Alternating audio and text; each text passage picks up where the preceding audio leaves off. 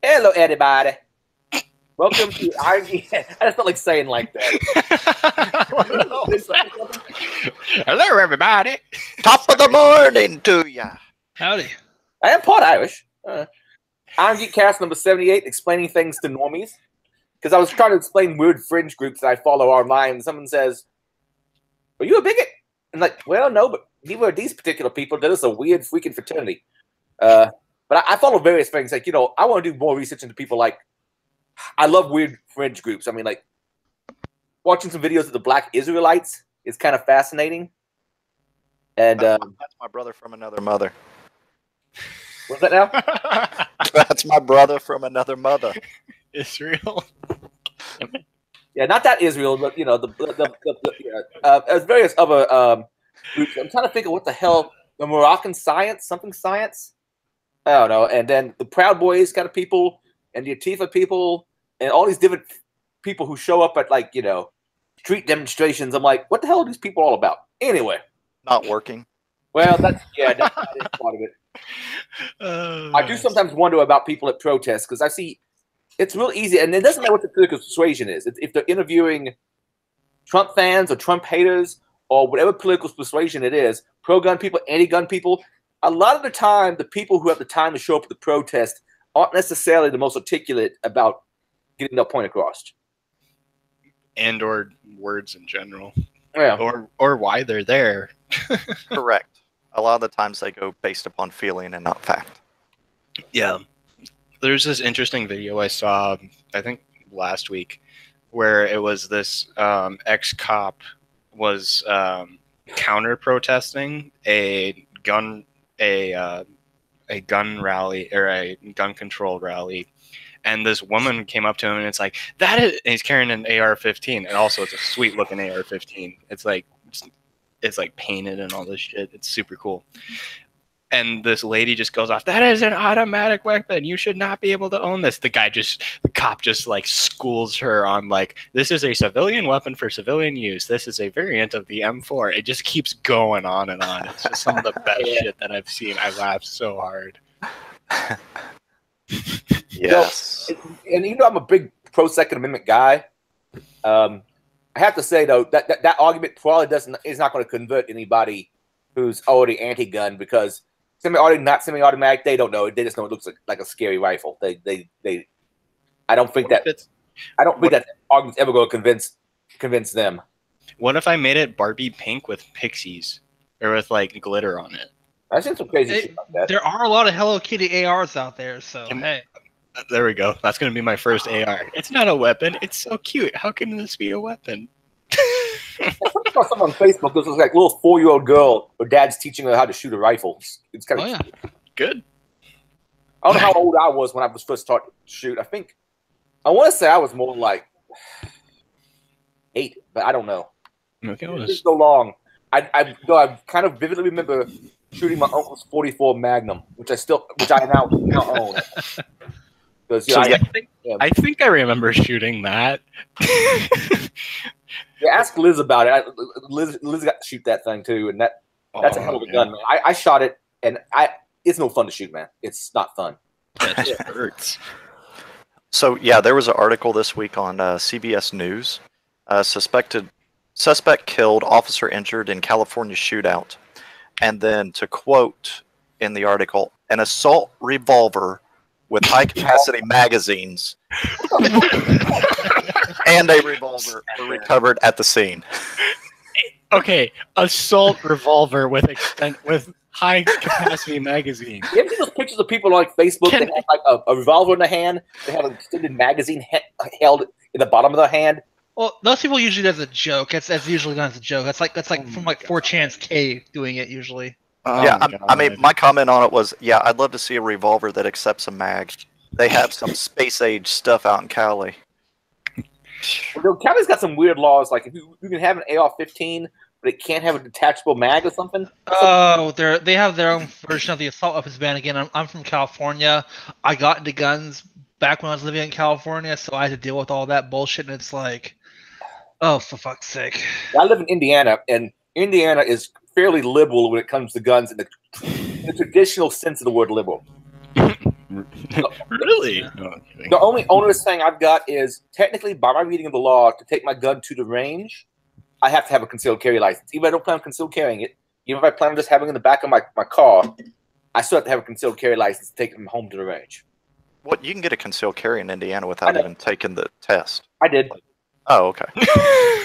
I'm just saying, Well, I hold on. have to get one. Does Indiana view your vehicle as an extension of your home?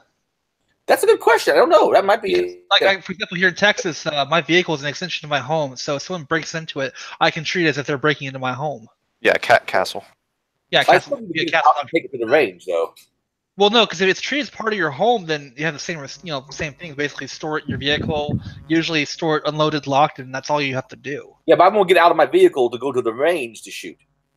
Well, I'm at the range. If you're on the range, you're on private property. Yeah, private property. Oh, what? Yeah. I guess it would work. Oh yeah, so if I like go visit Israel, it's like we have a gun day, and he has a range in his backyard. I'm fine with having my guns in his place as long as he's okay with it. Yeah, as long as you transport them according to your state law, then you're fine. Yeah, plus you're in Ohio. We can do everything. And I'm pretty sure y'all are reciprocal with Indiana. Check no. Oh, Yeah, Hardly any except Indiana's, since you don't have to take the NRA basic handgun or basic self-defense, basic handgun course, I think is what it's called. What about having a handgun? I'm being up there and shooting with some people from work, and I'm pretty sure I thought. I mean, you can still transport to Ohio. You can have it unloaded as long as the two are not within necessarily reach of each other. I mean, essentially, you can't get to it quickly and be able to load it quickly. Yeah. That is what it gets down to. So if you keep your ammo up in the main part of the car and guns in the back part, a trunk, you're completely fine traveling just about anywhere in the States. It looks like my concealed carry does, or at least according to this website, I don't know, might not be authoritative at all. It looks like Ohio does have reciprocity with Indiana. Okay. So Ohio honors it. Yeah. Yeah, because I know with an Ohio CCW, I can go to, I think it's 15, 16 different states perfectly fine. Yeah. But yeah, you just have to check with your local state as to who honors your state CCW. I see Illinois is the only adjacent state to me that it doesn't have reciprocity. But my state of Illinois, well, first of all, has a couple problems. One, the Chicago. Yes. Which is what causes the gun laws to be partly what they are. But also, my understanding, Illinois is so flat, it's hard to make a good gun range in Illinois. You have to build one, because the land is so flat. Yeah, you have to build a berm or something like that as a backstop. You can't just find a hill to shoot into. Or just shoot off the top of a 4-story building, down. Down. Reminds me of the riots and what was it? People refer to them as roof Koreans. Wait, what? The Korean roof snipers. There was a bunch of Korean dudes in the LA riots who owned convenience stores, and to keep the stuff from getting ransacked, they were up on top of the roofs with guns and Yep. crap. During the Watts riots, the Koreans didn't get their stores fucked with. Know why? Because they shot anyone trying to fuck with them. Heck yeah, high ground wins.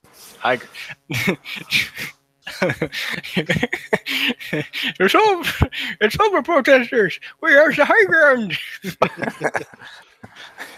Yeah, but if they can pick a fly off at 100 yards, I wouldn't do it. We still have the Survey Monkey thing, which Ricky's ran, but Ricky is not around today. I don't know where Ricky's at. He's currently on a engagement for the summer. It's a 3-month engagement. Yeah, side project. So he's not able to be on the podcast as much over the summer. Right. But he still is around on the Discord server. All right, on to the breach report. Breach report. Okay, so last week we talked about Timehop briefly, since I didn't even know what it was. But apparently, Timehop is an application used within Facebook. And that's why all these people, their data was compromised. But the reason we're readdressing it is because this week they came out and advised that additional personal information was compromised in the data breach from July 4th. So The additional information includes date of birth and gender. Yeesh. So, I mean, you can find that stuff anywhere. I'm assuming most of the people who use Timehop probably want to know what tattoo to get and where to get it, and to know what tattoo and where to put it, you put in your date of birth and the year you were born, and that will tell you, you should get a frog on your right hip. So, probably already giving up that data anyway. But yes, that's why we have Timehop on here again. This was interesting for me to read, because it was funny because they were like, "Yeah, we screwed up." Yes, that is true, and two, they did say that I'm pretty sure it was them, said we were a little aggressive in our disclosure. Yeah. Which, I mean, in today's day and age, isn't necessarily a bad thing. You may not get everything, but at least they're not somebody who's holding data back for 6 months prior to disclosure. Equifax. Correct. Facebook. Yeah. Actually, no, that was Cambridge Analytica was like within the month that it was discovered. So, but question: I mean, to be fair with Facebook, that was not a breach. No, that wasn't a breach. That was a third party leveraging data that they were gathering from Facebook, kind of maliciously. Well, not kind of. They were. I mean, you can view it as malicious, but that was fully within what Facebook was allowing, though, too. Mm-hmm. So, I mean, I'm not a huge fan of Cambridge Analytica, but in the same sense, they were working within the rules and stipulations that Facebook had given them. Mm-hmm. It's interesting now if that was like if you were to move Cambridge Analytica, like when was that? That was what, 6-8 months ago now?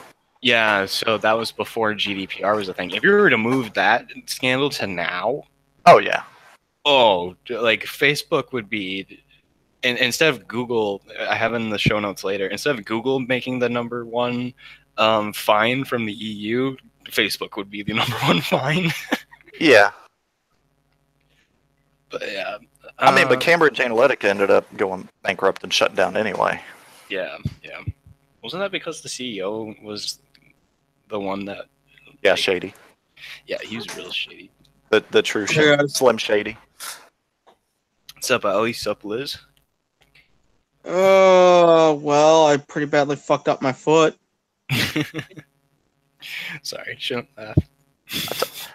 Yeah, I told you to stop doing motocross, and doing 360s in the air and all that stuff. It's just, And like you're getting too old for that. Extreme skateboarding off of like 12 to 20 stair jumps. Yeah, I've always enjoyed watching you on the X Games, but you've broken almost every bone in your body. It's time to call it quits. Gotta retire. I wish it was something so glorious, but it was quite literally I just stepped on my foot the wrong way as I was getting out of the vehicle. I took a tumble, and it twisted my foot to the point which it's now very swollen and hard to walk on. And oh yes, that's right. Also, my phone shattered. Ooh, you didn't happen to do this at Walmart, did you? No.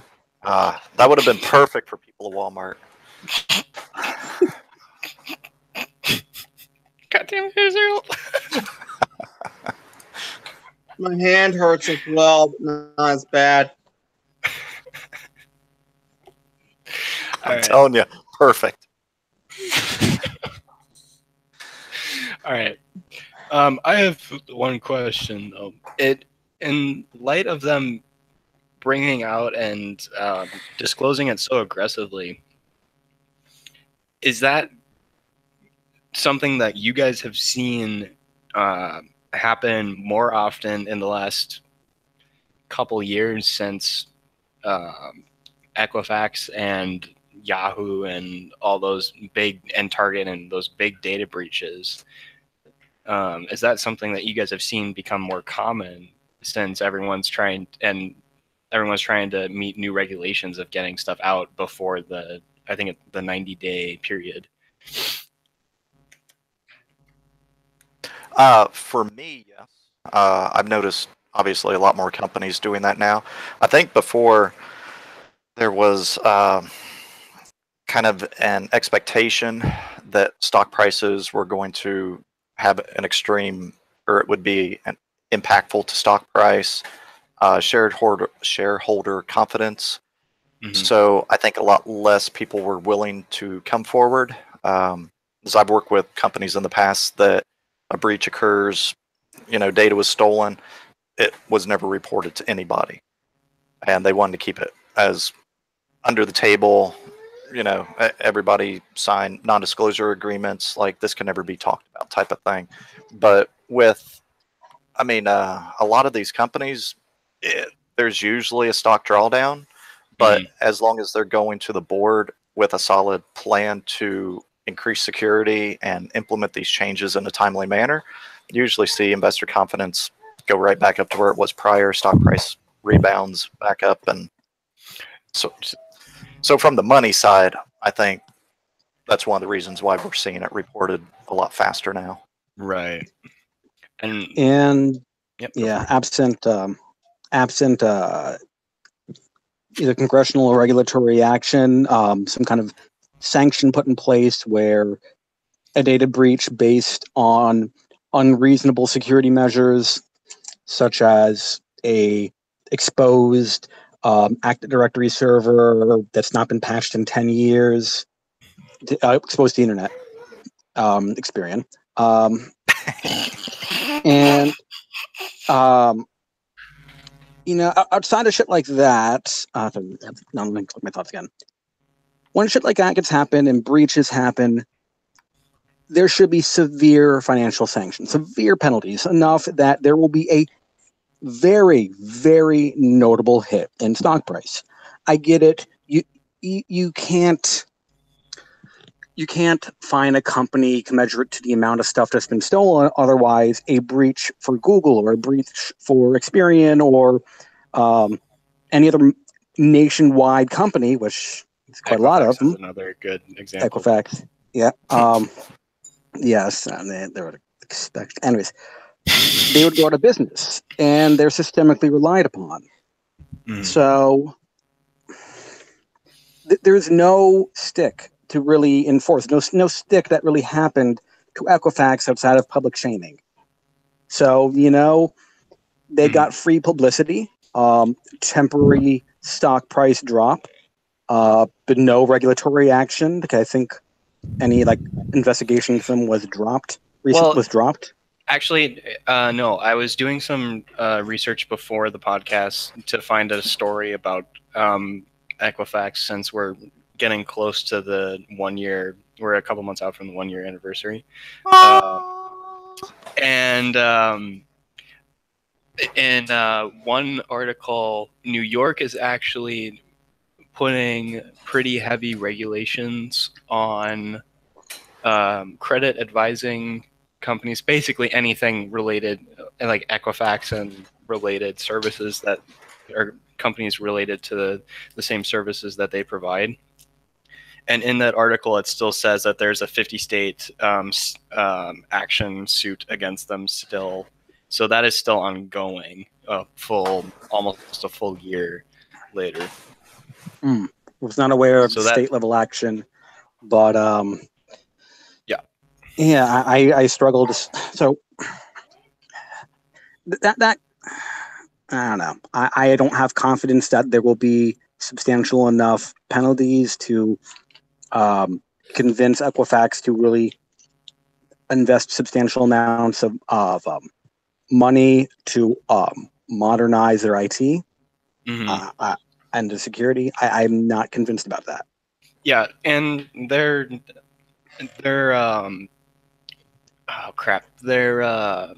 leader decisions or their committee decisions and leadership decisions have not been. I covered this a couple months back.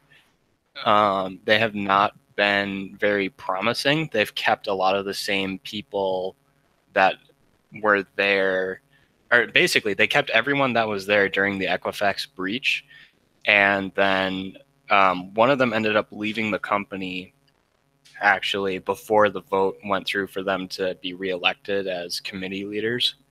And these are like the top of the chain guys that would be managing IT infrastructure, auditing, and compliances and security stuff. But And then they made even more money because now they offer the service that you can pay into for the dark web scan to find out if your information is on the dark web. So essentially, all they have to Find do out if is your go information's back. on the dark web. Yeah, because all they have to do, Equifax's dark web scanning service. yes, which means Dark scanning web. Equifax's own internal databases. It's scanning DocsHub.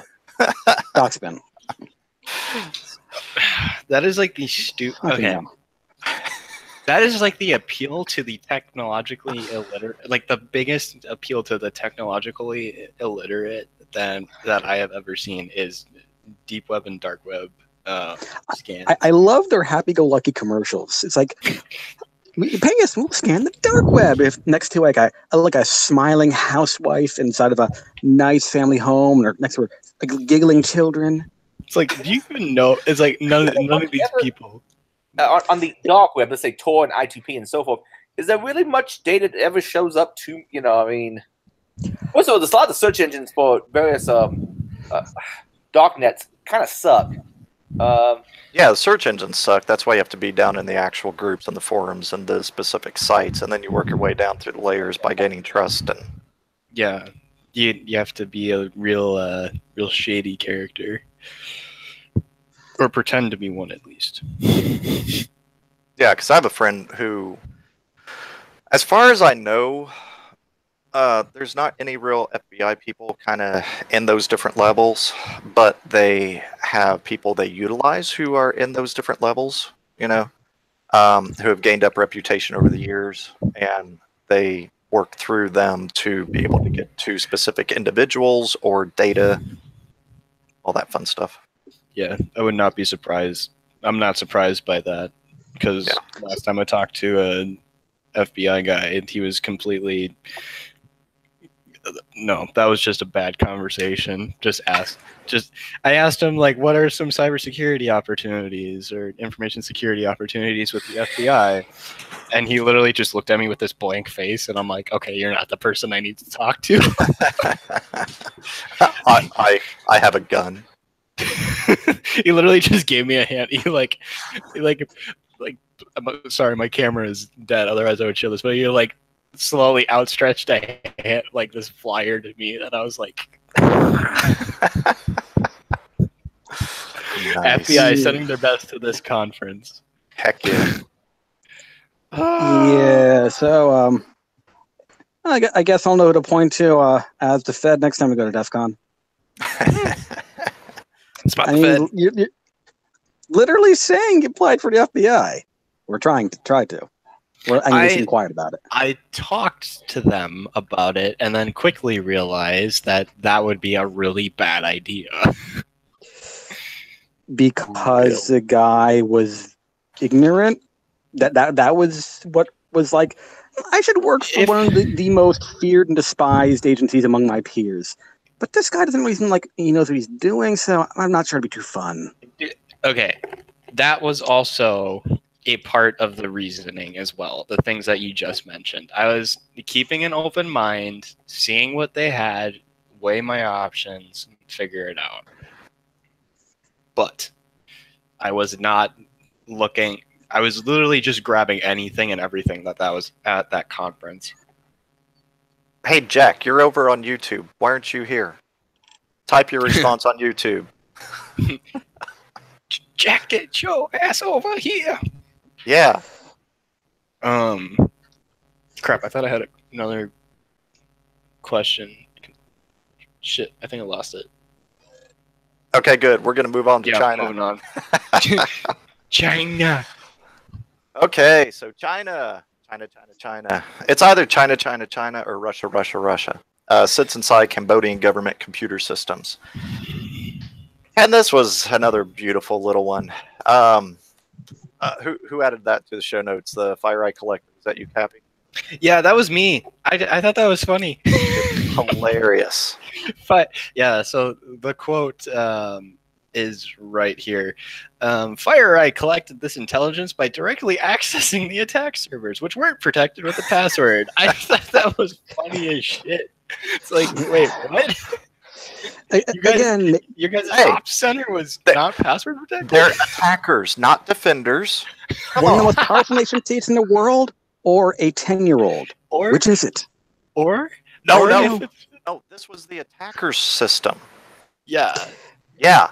So the attacker system, where we're storing the data that they collected from the Cambodian government, FireEye got into the attacker system unauthenticated. That still seems like something one of the most powerful nation states in the world should at least have a little bit of better processes for. It's either China was so cocky that they could get away with it that they're like, fuck it, just let them know it's us. Or it's a 10-year-old kid who's just like, I'm gonna hack this shit. Look where I am. Hey, I'm in Cambodia. Let's go.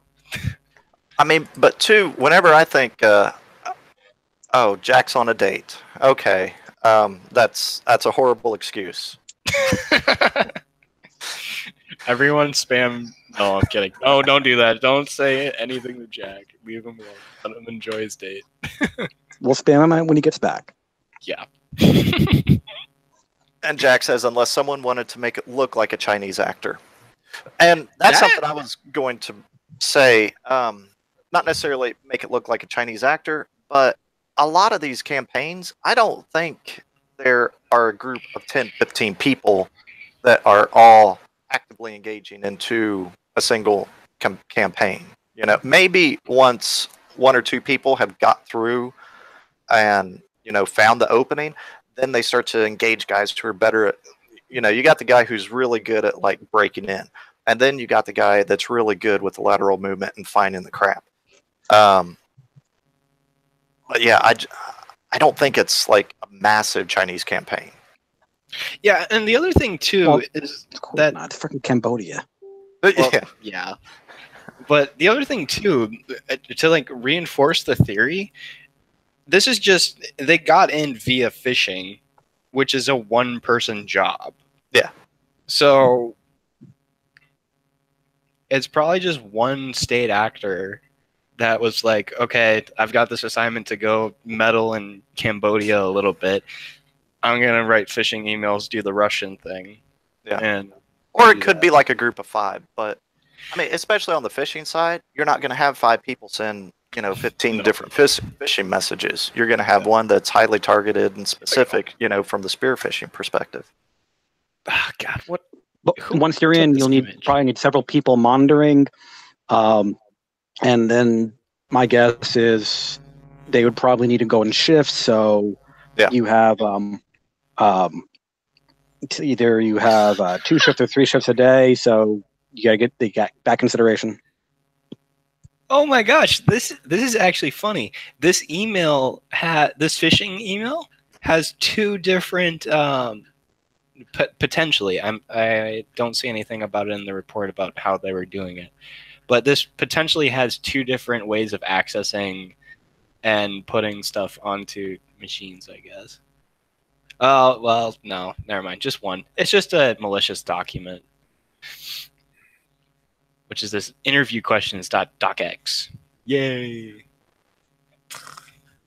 I mean, that's how I always send interview questions. Not like free text or nothing. I docx everything. I docx the crap out of it. Okay. Anything else on the for Cambodia? Oh, I guess we could make it real quick. Let's see. Everybody that they targeted and got data from. So the group is called temp.periscope. and it apparently is one of China's most active groups of this year, of 2018. It is still 2018? Yes, good. So the people that they were able to compromise included National Election Commission, members of parliament representing the National Rescue Party, make Cambodia great again, Cambodian political party, high-profile Cambodians who publicly advocated for human rights, and at least 2 unnamed Cambodian media entities. So they were the target of the affection. That's like the full 9. That's like the whole 9 yards there for political espionage. Heck yeah, it's a beautiful, beautiful thing. Yeah, looks very familiar. Wink, wink. I so want to see that report come out and be public, but it probably won't for like 10 years. Okay, next on the notes is Jack's on a date and everybody wants to know how it's going. Just kidding. Seriously? It's actually...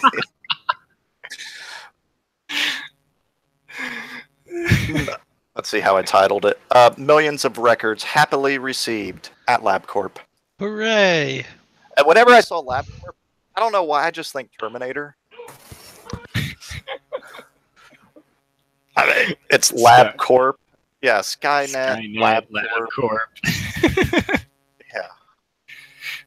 Yeah. What's the difference? I don't know. So yes, LabCorp system hacked for possible data breach of millions of records. And apparently these are like one of the top players here in the States for Drug testing.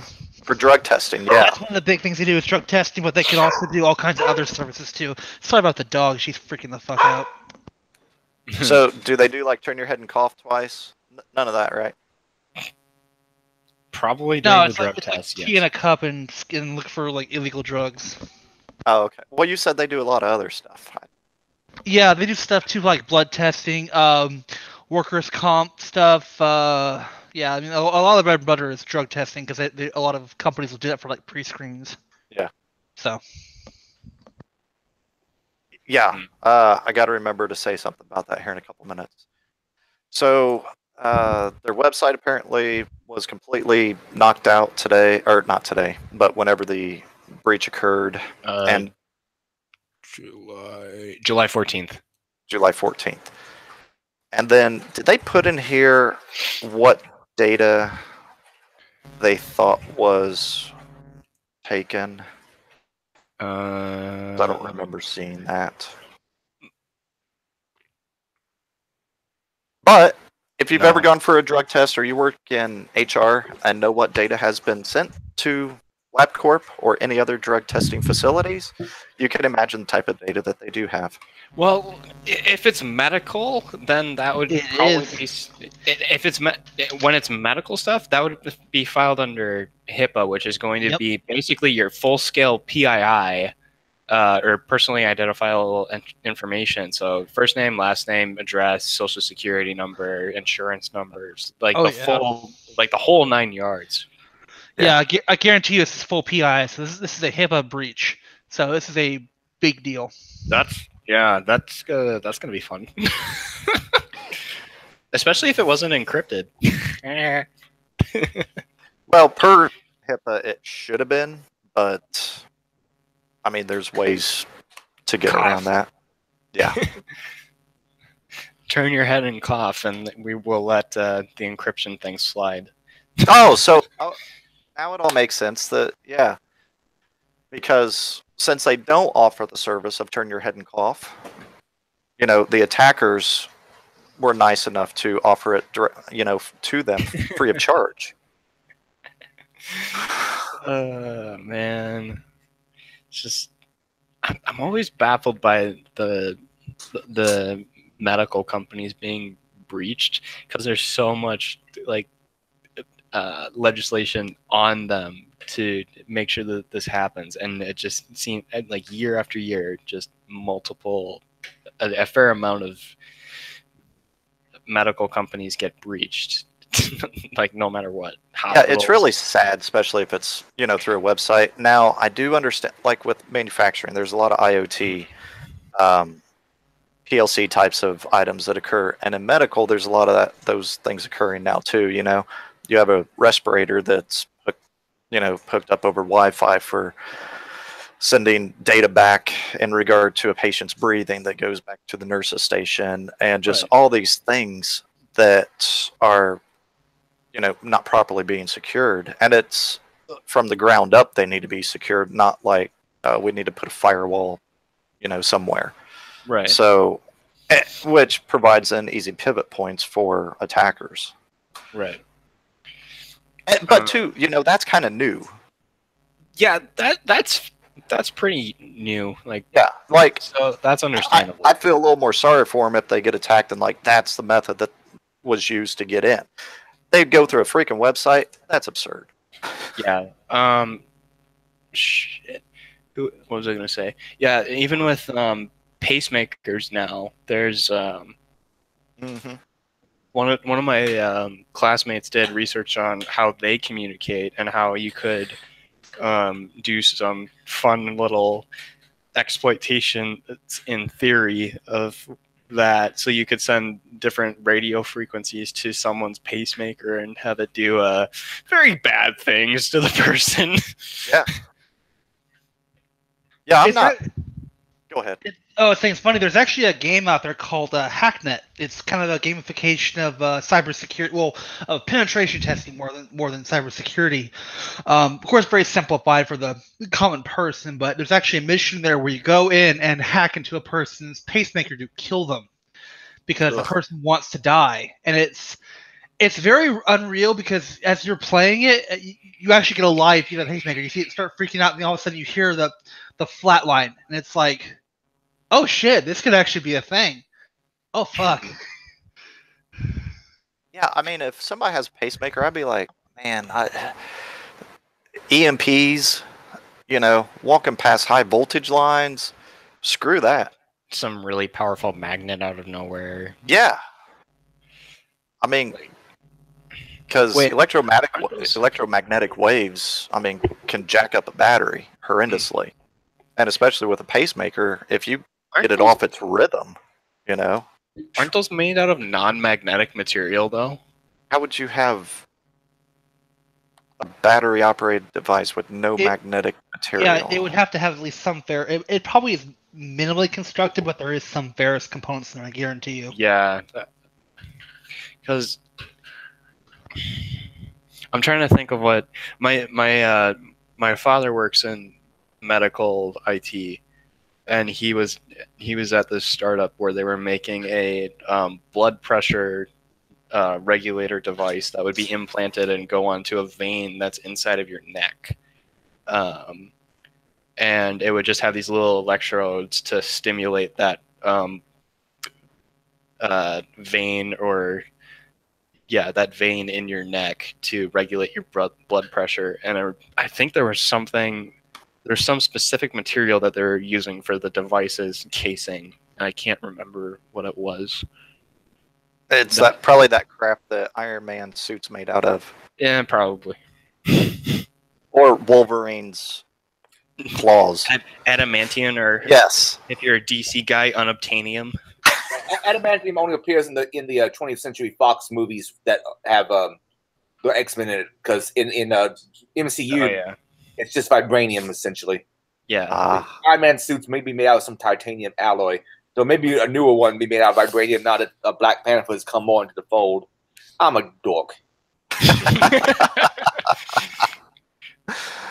Side note on that, I'm actually kind of excited to see what they do in the next couple of years, because all their contracts are up. Yeah, and they're going to be getting the new Avengers.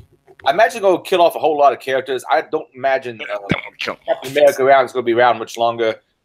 Thor, I would not think be around much longer. It wasn't for the fact that Ragnarok, can't say the word. Ragnarok. Was really fucking good.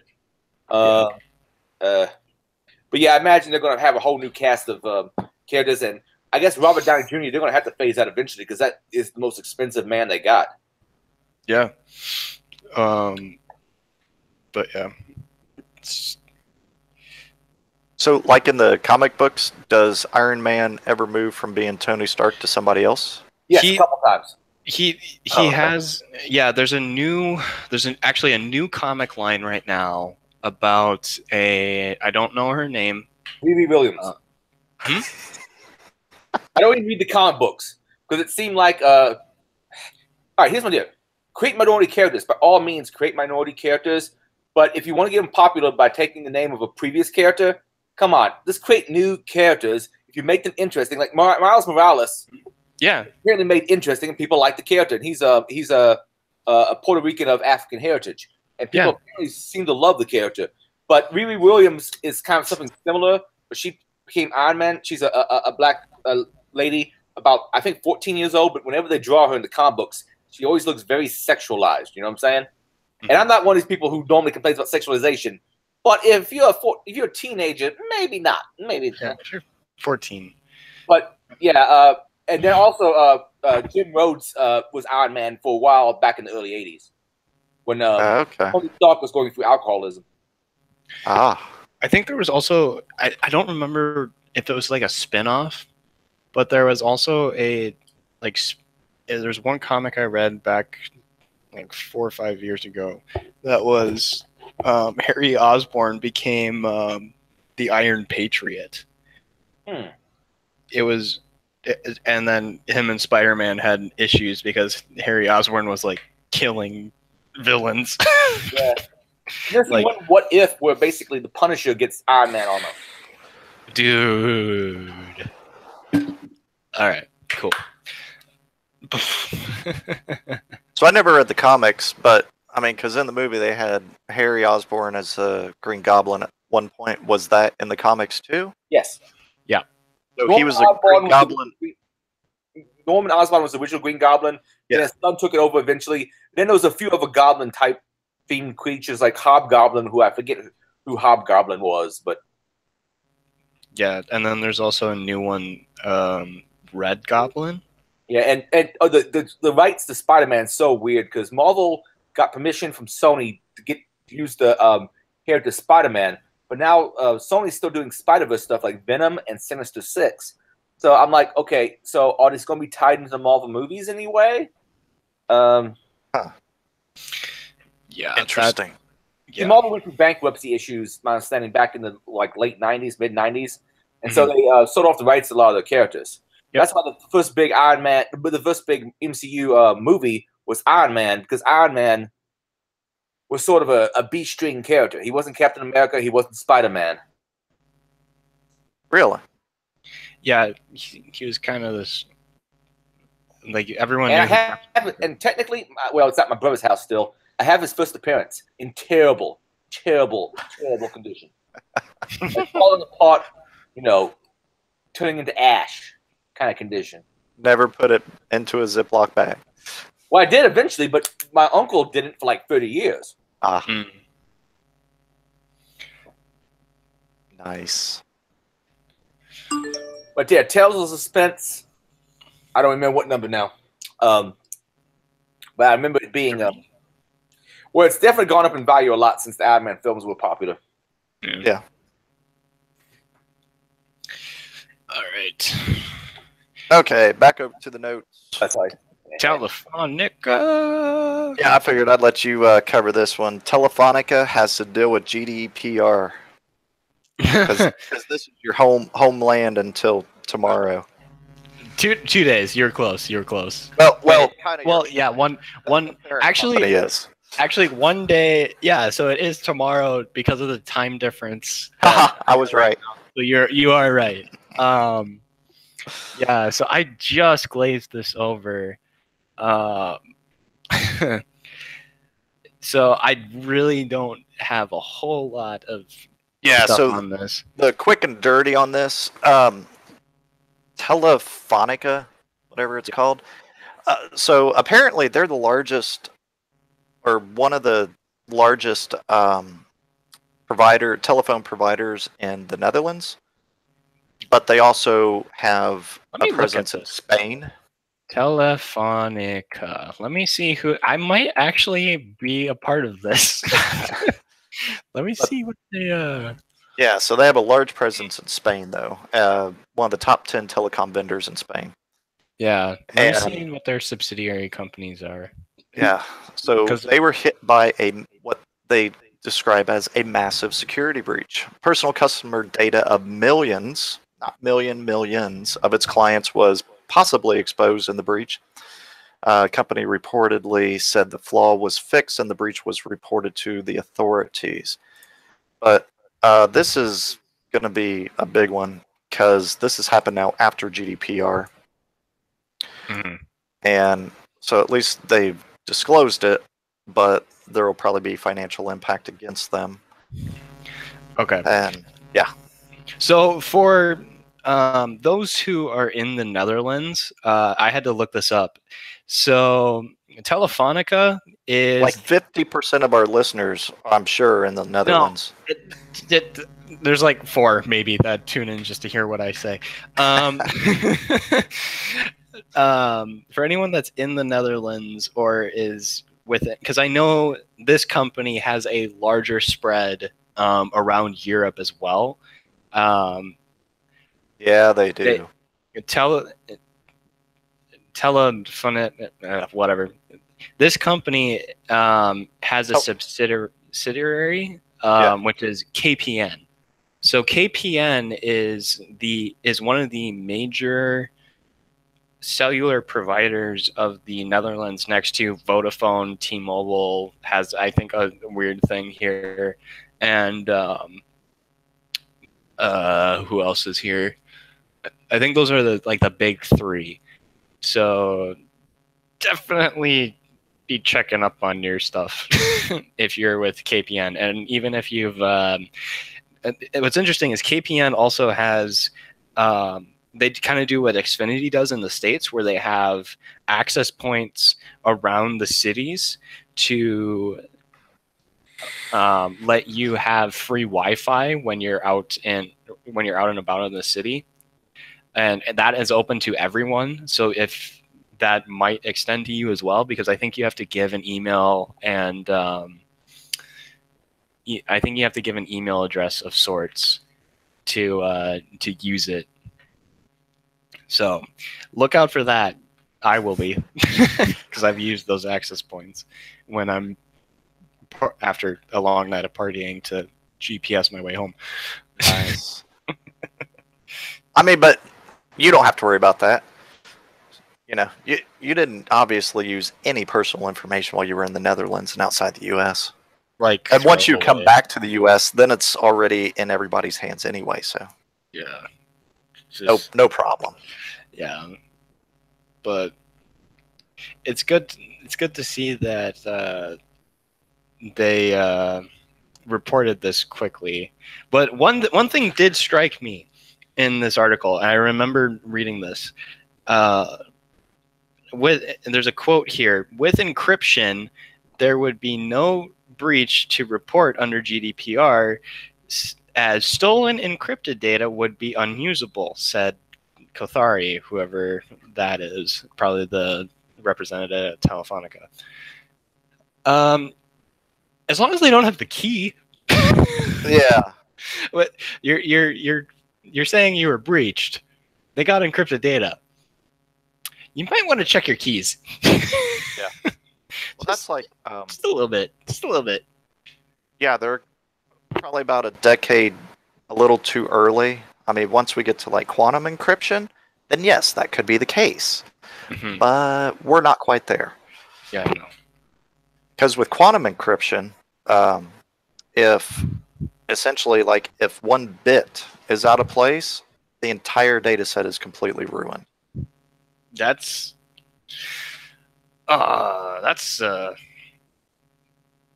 a very that's heavy.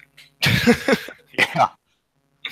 Especially if you like one dude messes up like one bug in the code and the entire database is just gone. You can't. It's just encrypted and you can't unencrypt. Well, I mean that's still encryption. I mean that's assuming you're coming in from the outside. If you're inside of it, you've already passed the proper key through, and you're working with plausible and good data.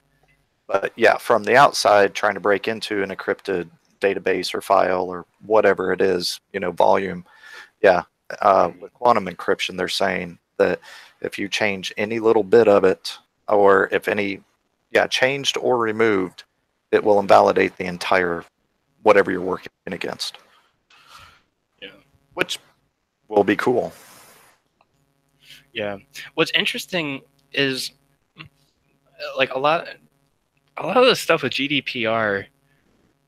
It just is. It's funny to me because everyone is having to rush to update for the European Union, and even though they've been saying, "Hey, we're going to be doing this for the last 2 years. We're going to be doing this." Yeah. But what was also funny is a few weeks back I found something that the European or like the commission that actually put this into law, or is like the one that like GDPR, they got owned. So I'm like, what the yeah, they're not. Yeah, and they weren't compliant to it, and apparently they don't have to be GDPR compliant, from what I was reading, for whatever reason. Yeah, that's like it's like U.S. healthcare, where the representatives have their own specialized healthcare, but then forced Obamacare, whatever, Affordable Care Act or whatever care you want to call it, on the American people. But they had their own that's separate, and they're not under these laws. Oh, here's an interesting related story. Verizon data of at least 6 million users leaked online.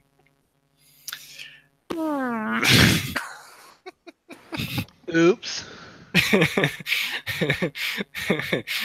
I like this one at the top. Someone's got to pay. So like if you read it in reverse, it's kind of funny. Yeah, what was that? The someone's got to pay. No, the Verizon one, was that recent? Let me look at it. Let's go a little bit off the show notes here and let's take a look at that. 13th of July. Don't remember this. Okay. That was a year ago. Okay, so infosecurity-magazine.com. You're linking to articles that are a freaking year old in current content. Well, if you think about it, same related thing. It was a telecom company that got owned, so their algorithm is... And they have no time function. Actually, you know what I think that was a website that one of the first articles that got me kind of popular, I'd actually submitted to them. Yeah? We're talking about circa 2005, shit. Wow. They've been around quite a while then. They've been around a while, yes. Nice. Must be doing something right, other than their related stories, histories. There you go. That or they have very low costs. Yeah. Okay, next up on the notes.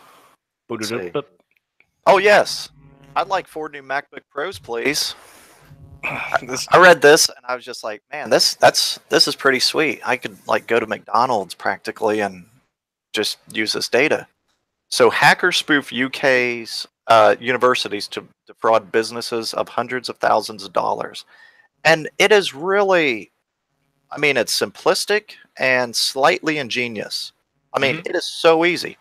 Yeah. So what they did, they registered website names that were similar to the university's websites, made up email addresses, and then they sent, what do you send whenever you're requesting money or requesting payment? They were requesting good. They were requesting like. Oh yeah, goods. Yeah. They were ordering acquisitions. Yeah. So say here in the States, you're ordering through CDW, and they were ordering goods from CDW as the university, and then sending the correspondence via this fake email. Well, it's a real email address, just with a spoofed website, similar to the university, receiving the goods, and then the university's getting the bill for it. It's beautiful.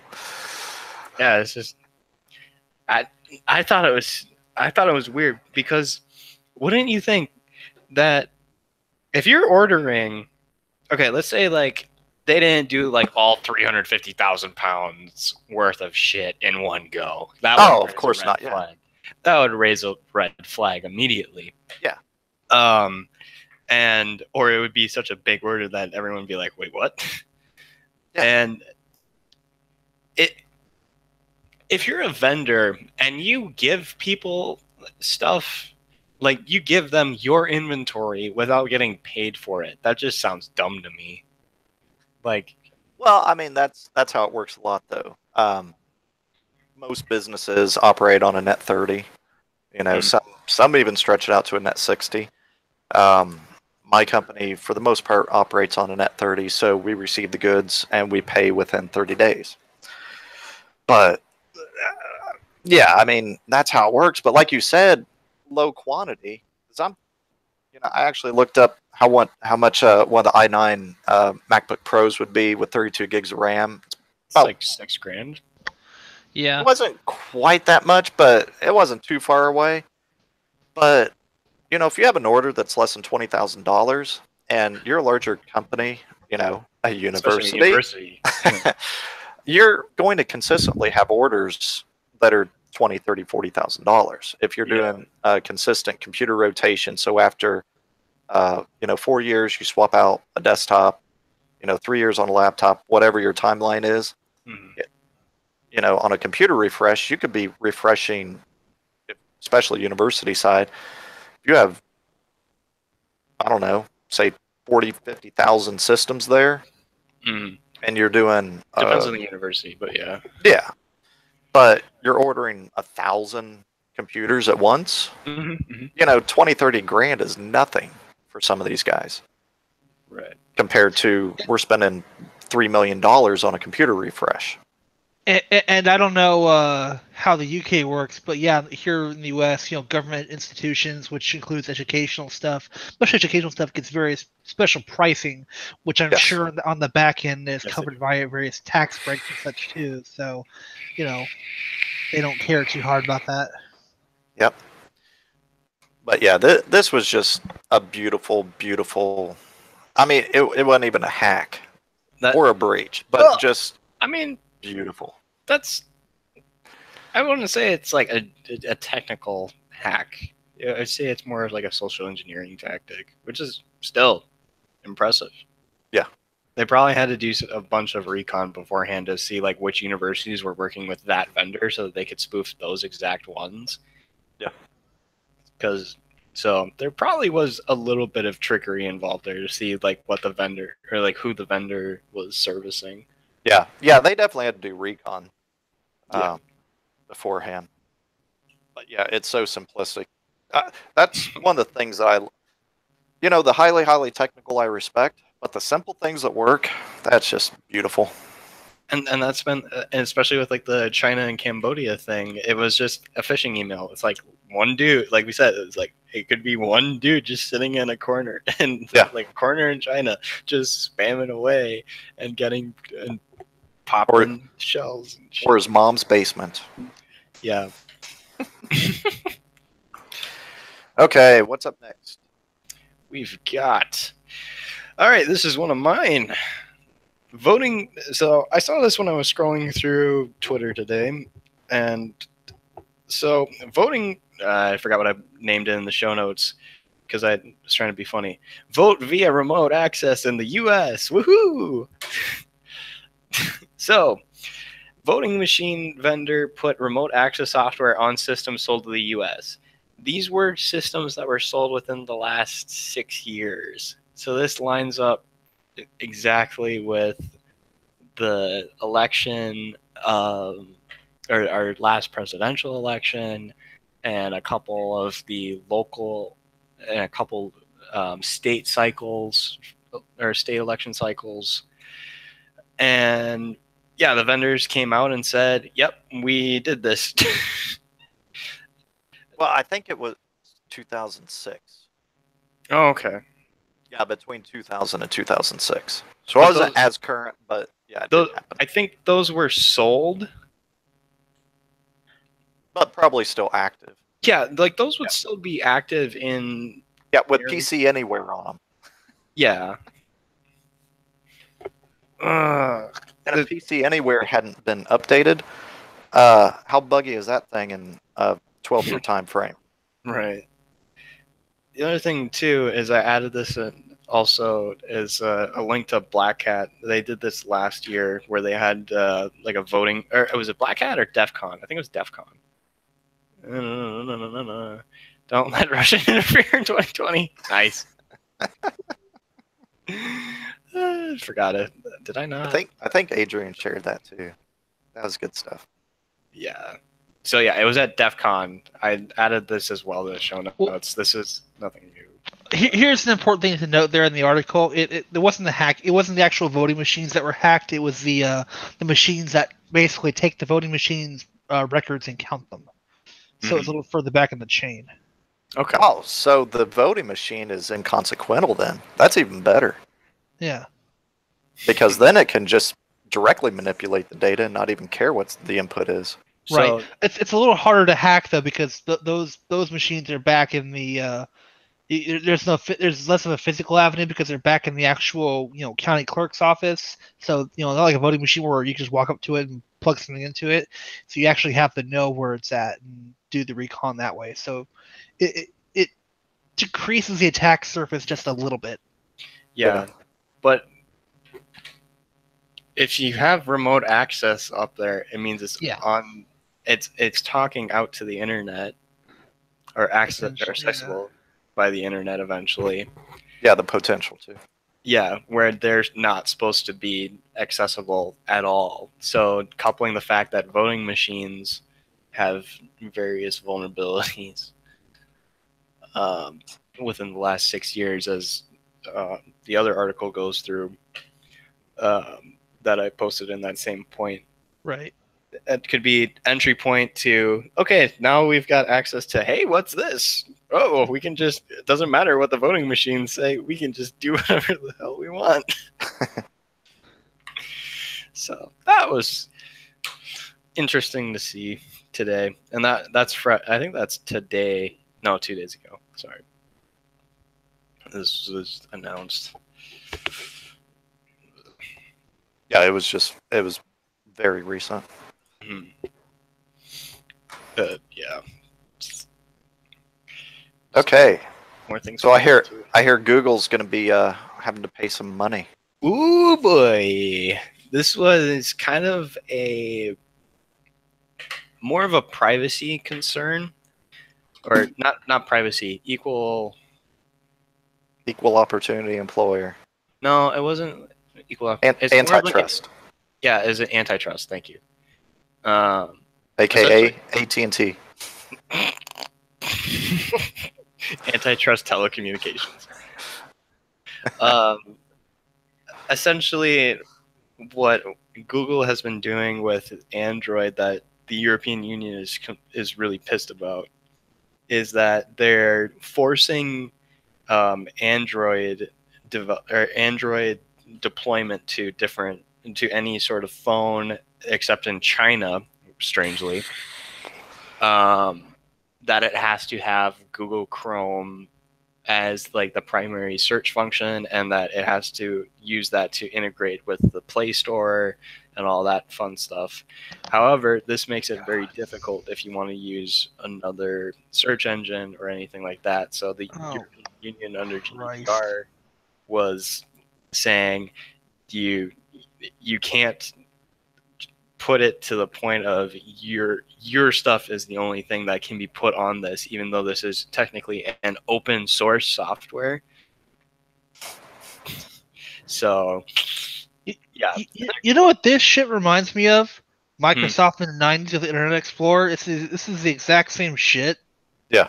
Like, that was a moronic claim back then. It's a moronic claim now. Yeah. What the fuck are you? I'm both glad and sad I'll be leaving.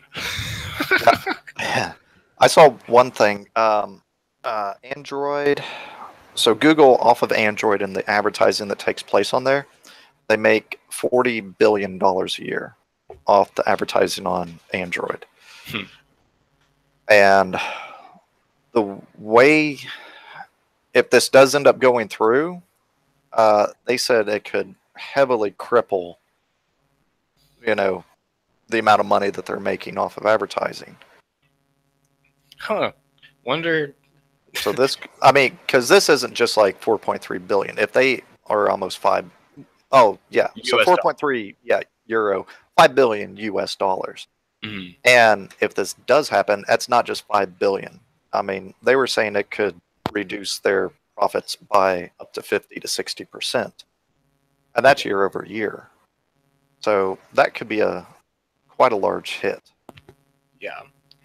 So I don't know. Thought it was interesting seeing how the EU is dealing with stuff, because EU just seems to be like The devil. throwing not the devil, but going down a weird path. And Yes. Very, the- very, very, very regulatory. yeah, very how should I put it? Overbearing and very much looking over the shoulders of everyone there within the EU.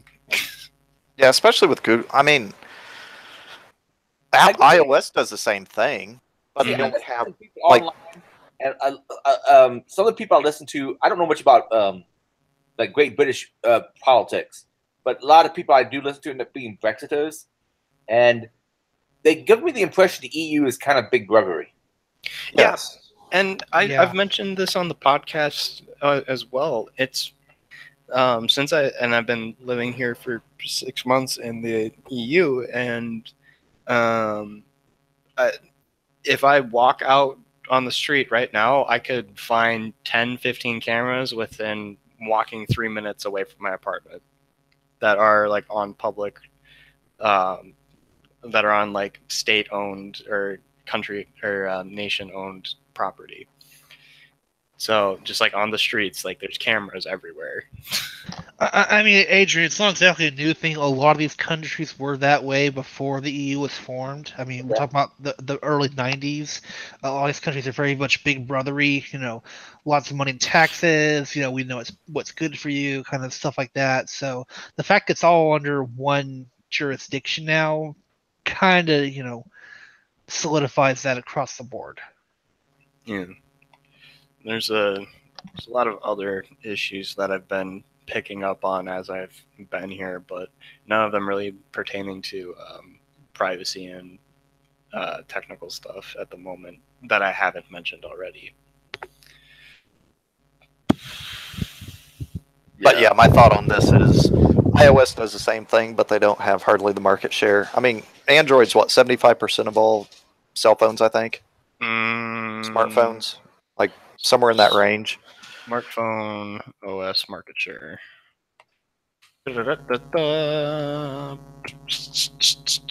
iOS market share has varied between 14 and 21% since 2011. So Yeah, and then Android's in like 70 to 75% range, right? yeah, 76.97% as Okay. of, Damn open for as modifications concerned, is it not?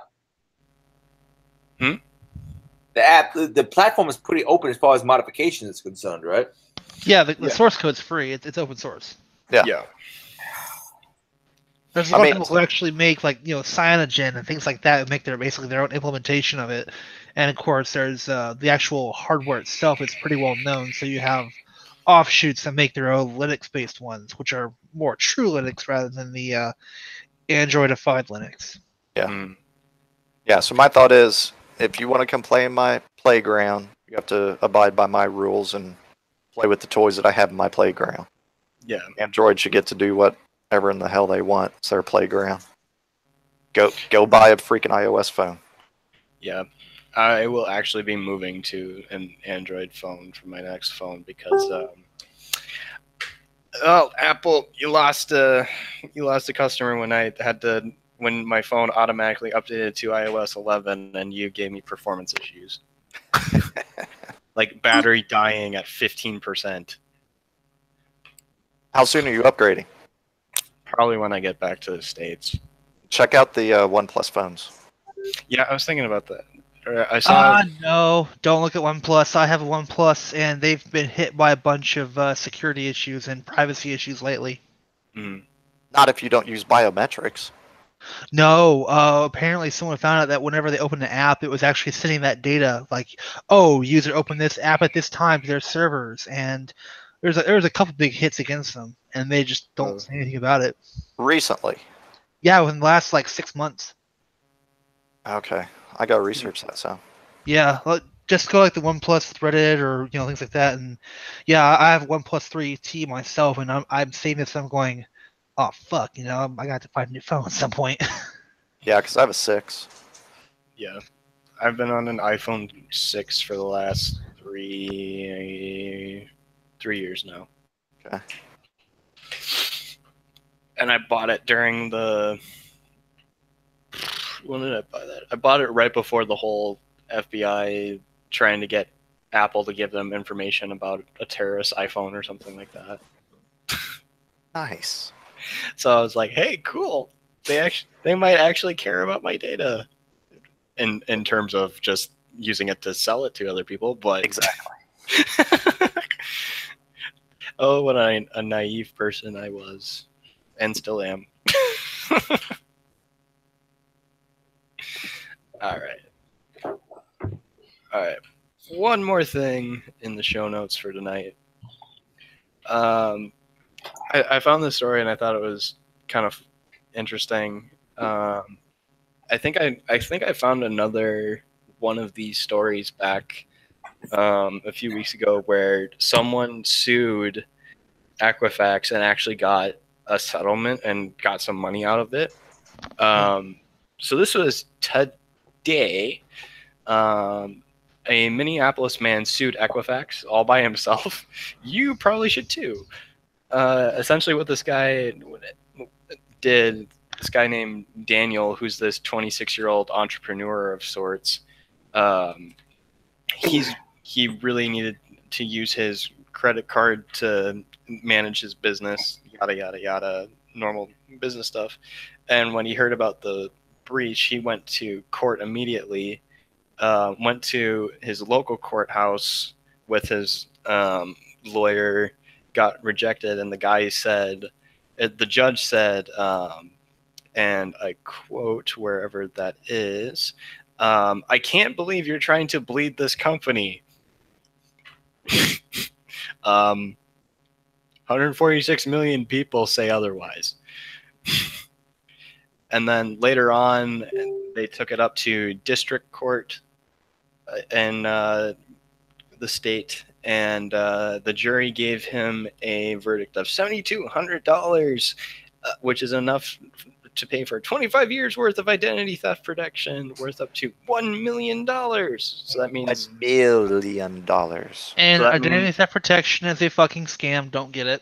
yeah. So it's like, no, he's not going to pay for that. He's going to invest that into his company or use it to get maybe some credit back or something.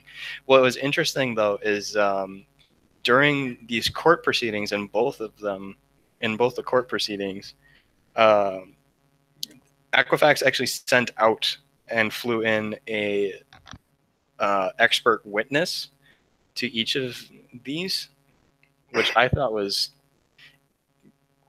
interesting, that they were really trying to push that this is not a negligence thing. I'm going to see if I can find that. Yeah. So they were saying it's not necessarily a sign of negligent behavior. You had to update Apache. How do you that you had to update Apache. It was 2 months. The breach happened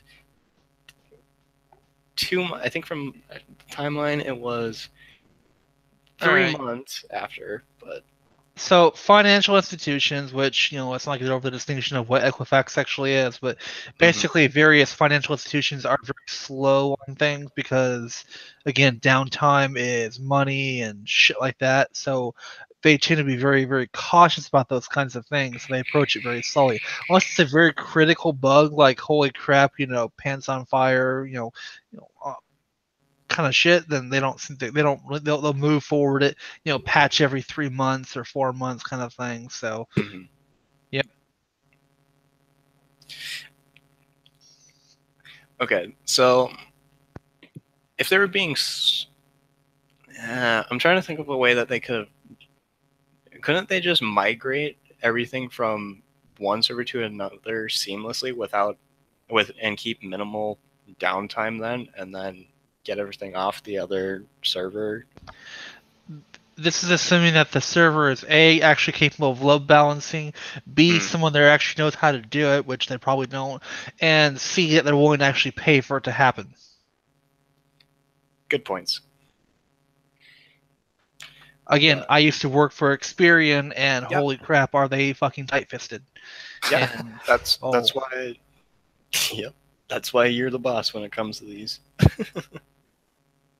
Again, literally saw teams rolled up and rolled down for workload changed. That's like, holy shit. All right. I think that is all for the show notes, unless you guys have anything more to add. That's all I had. Show note side. All right. Did you want to talk about item 3 at all? Oh yeah, that was. on there. Crap! I totally forgot about whoever put that on. I don't know who put that on there. Yeah, so I was talking with one of our. Wait, does that say interviewee? Yeah, interviewee. That's how you spell it. Yeah, so I was talking with one of the guys on the Discord server. His name's Greg. He's been on the podcast a couple times. Yep. And he and I were talking back and forth on interview stuff, on how to go into an interview, what kind of things we've both seen is effective, and also from the interviewer side, what things do we look. And in my case, I've only done one interview, and it was for the student company that I work for. Ever? Yeah. As an interviewer. Wow. Mm-hmm. Not That's why I put maybe. Yeah, not an interviewee. You were the No, interviewer. not as an interviewer. Oh, okay. Interview. Yeah. Right. Like I've done many. I've been the interview. I've gone to many interviews. You're like, I made it through my entire life. I only had one interview.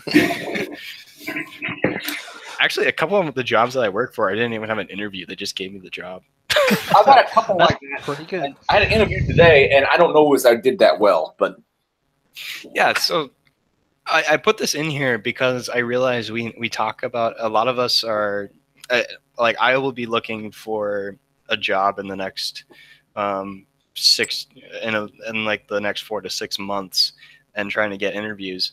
So I thought it would be a good topic to throw this in here and see what are some good interview tactics that you go into an interview and you think about, like, and have like a battle plan when you go into the interview. What kind of things are you trying to do? What kind of things are you trying to avoid doing during the interview? Stuff like that. And then maybe if anyone's has more experience on the interviewer side, what do you kind of look for in an employee, especially in and specifically in IT and information security? I have your spouse and children bound up in my basement. It's not a good answer, right? I mean, it depends on the job. It probably depends on the company. Yeah, it depends. It depends on the position you want. If you want to be a professional kidnapper, then you probably have the job then. Oh, so you say your house cannot be broken into? Yeah. I can prove you wrong. It's like, yeah, but yeah. So I just kind of wanted to open it up to see, like, what's some good tactics for when you're going into an interview, especially when you're just starting out or you're moving into a different companies. If you've been working at a company for a few years, maybe switching to a different industry, like same job but different industry altogether, like all that stuff. So I'll kind of play both sides just for the couple things I'm going to say. Cool. So as a interviewer, I want to see somebody come in, look like they care that they have an interview. You know, you don't have to wear the most expensive clothes you've ever seen in your life. You don't have to have perfect hair, but at least look like you've combed your hair. You know, before you even, you know, get into any discussion, because that first impression, you know, shake hands. I'm sorry if you're germophobic. It's a good thing to do. Shake the person's hand if they offer to shake hands. Learn how to give a good handshake. Yes. Don't do little limp-wristed stuff. But presentation is the initial thing, because you do want to present yourself as somebody that they could see working with. You know, whether you're going to be working side by side, below, whatever the position is. Man, that could sound really bad. Sorry.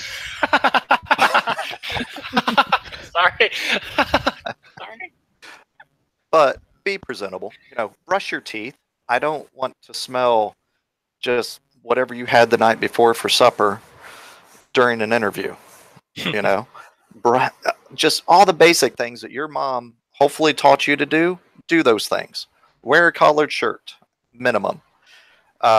Depending upon what the position is, you may end up wearing a suit, you know, but at very minimum, wear a collared shirt, even if the company is, you know, everybody there and you know everybody at the company and they all wear shorts to work. You know, it's an interview. Treat it like an interview. Right. And those are all the soft things. Those should be like, nobody ever thinks twice about them. That should just come natural to everybody. But I've been in so many interviews where it's the exact opposite. The person just looked like they jumped out of bed and got their I've had to punt before, man. I had to punt because I looked at my collar and my white shirt. I was going to do the whole suit thing. It's like, gads, I got sweat stains on the white collar of this suit because I haven't actually washed it in a while. And I don't have time now. And shit, I punted and went polo shirt. Yeah. And see, at least you had a polo shirt on, you know? It's still a collared shirt. Don't show up in some raggedy thing that you've been sleeping in. It still looks presentable. Yeah. Hopefully. And make sure you're wearing something that fits properly. I mean, there's a lot of running gags about people in IT are generally, you know, out of shape and things like that. But you can still make it work even if you're, you know, a little round. Yeah. Or a stick like me. Yeah, I found out I was wearing a belt, and that was like, all of a sudden my belt doesn't fit anymore. Shit. There's somebody that I've worked with. He's a heavier set individual. He wears dress pants, dress shoes, you know, tucked in collared shirt. But he wears clothes that are size appropriate, and he just looks, I mean, you know he's overweight, but, you know, it's not too skinny that it's hugging things. You know, he's not bursting at the seams. Yeah, he's not bursting at the seams, and he's not wearing stuff that's too big. That's like, oh, I'm trying to appear slimmer within this massive. You know, he wears something. He looks really good in it.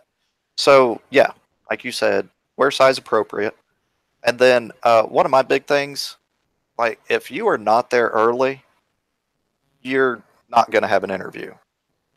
Like I expect you to be sitting somewhere. I don't want to be waiting on you. You know, it's your interview. You need the job. You need the money. I don't need you. You know, you may be great, but there's 1,000 others like you. So I want you to respect the position that you're interviewing for. Get there, you know, even 5 minutes for me is perfect. You know, if somebody calls up, such and such is here for their interview, and you get there 5 minutes early and you're sitting there for 5 minutes until we bring you in, perfect. But get there early. If you're late, sorry.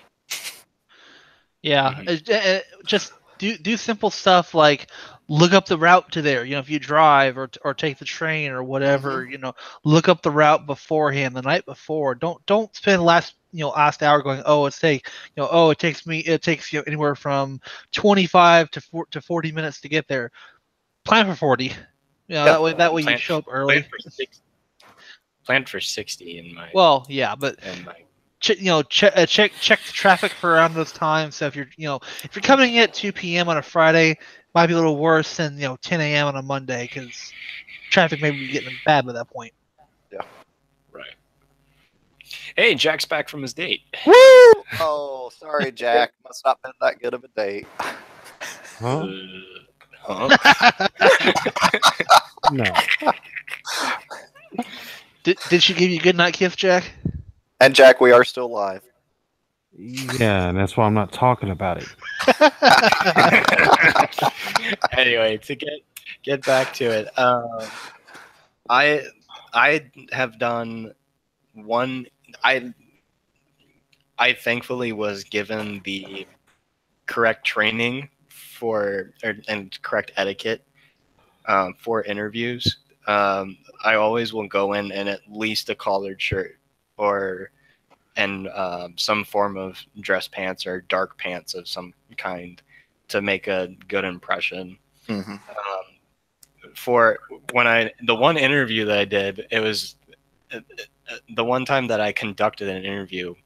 It was very funny because I was sitting next to, it was myself and then our business team lead that was with me. My business team lead was in a full suit, and the person I was interviewing comes in pretty reasonably dressed up in business casual, and I'm sitting there in a hoodie and a metal t-shirt and shorts.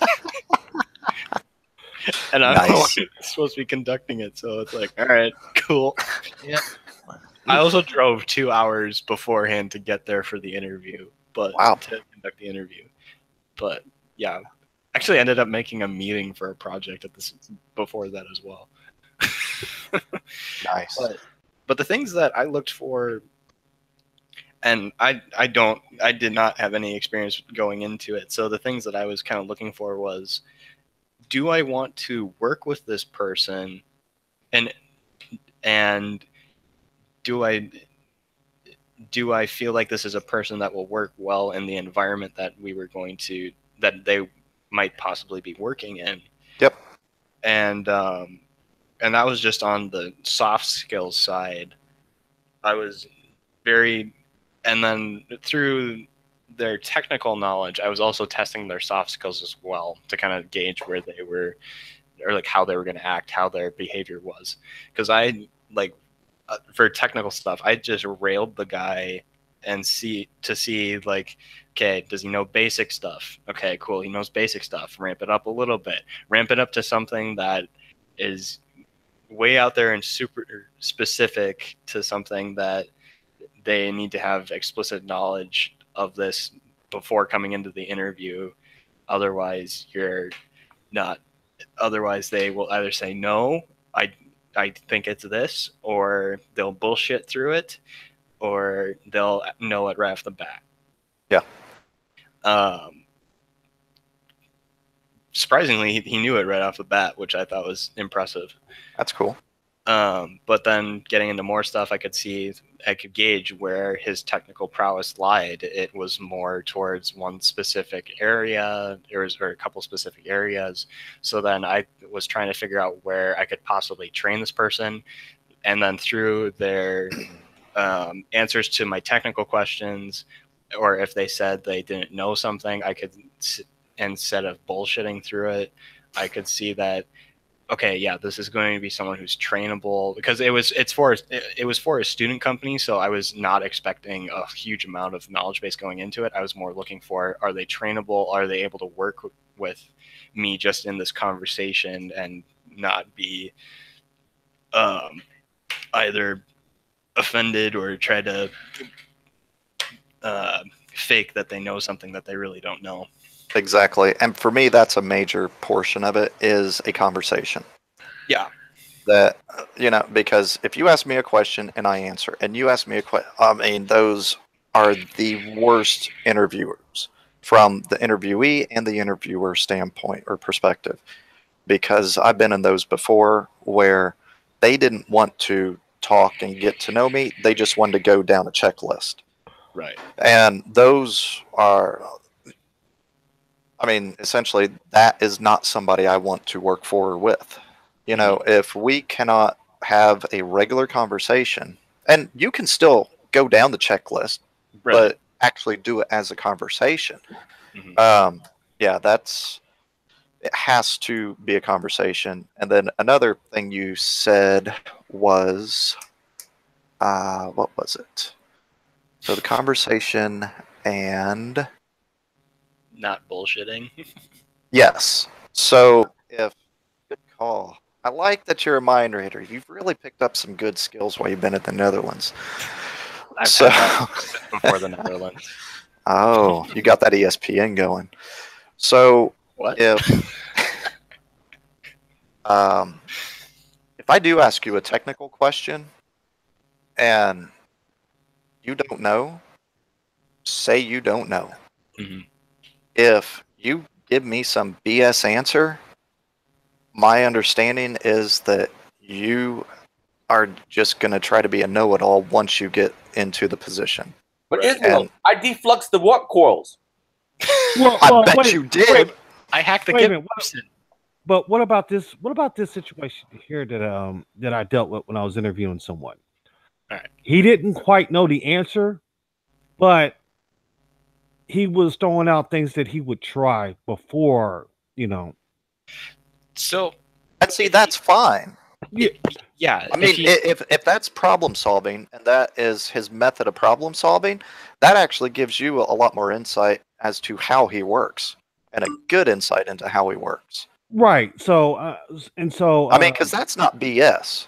Like, a method to get to the answer is not giving a BS answer. You know, that's a method. but during the interview process, it was my boss and then the HR manager that had a vote, and they thought he was BSing, and I was like, no, he was just trying to understand. And so this is the things that he would try X, Y, and Z. The only thing they already had the answer. They had the long form answer or what you would do in this situation. They had like 3 different answers. Yeah. And each one of them would have led up to eventually one of those answers that he was asking. Well, I would try this. Would that work? Okay. Yeah. And so they thought that he was fishing for the answer, which he wasn't. Yeah. Yeah. Like that's another point that I briefly mentioned but kind of glossed over is if you say if someone that I would be interviewing would be saying after I ask a technical question, I think this is how it works, therefore I might try this and this and this and this. Saying that you at least try to do something is a big thing for me. It shows you that you're willing to creatively think about a process. It shows your thought process. You know, you're not one of those types who just goes, "Oh, I see a problem, I don't know. Well, fuck it, I give up." So that's generally a deal breaker in IT. Yeah, I've seen that way too much though. So there are some problems I encounter where, if I'm able to see it in person, I have a much easier time getting to the root of it, solving the problem, than if you described a few details and had a very open-ended, like, how would you solve this kind of thing? Oh, yeah. My thought process is typically, like, okay, if there's a unique application, logs, which almost anyways, and I don't know. I don't know. It's taken me like years to really put the technical process I typically go through into words. I would be in a much better position now to go through an interview like that and describe my process than if you came to me 5 years ago, where it was mostly just muscle memory. Yes. And I'm sure there's plenty of jobs to be qualified for that I, without having the computer in front of me, would have a tough time explaining how I would solve it. Mm-hmm. Yeah, because I think a lot of the stuff in IT in general comes from just trial and error to see how does this work, and having that creative mindset and that creative workflow to actually solve the problem that's at hand. I think I'm just going to become a cam whore.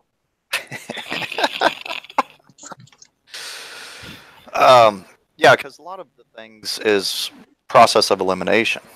You know, because you can have one issue, but 6 different things could cause that one issue. Mm-hmm. And so you start with what is going to be least impactful to other processes, and or is also has the highest percentage chance of being, you know, the cause of the issue.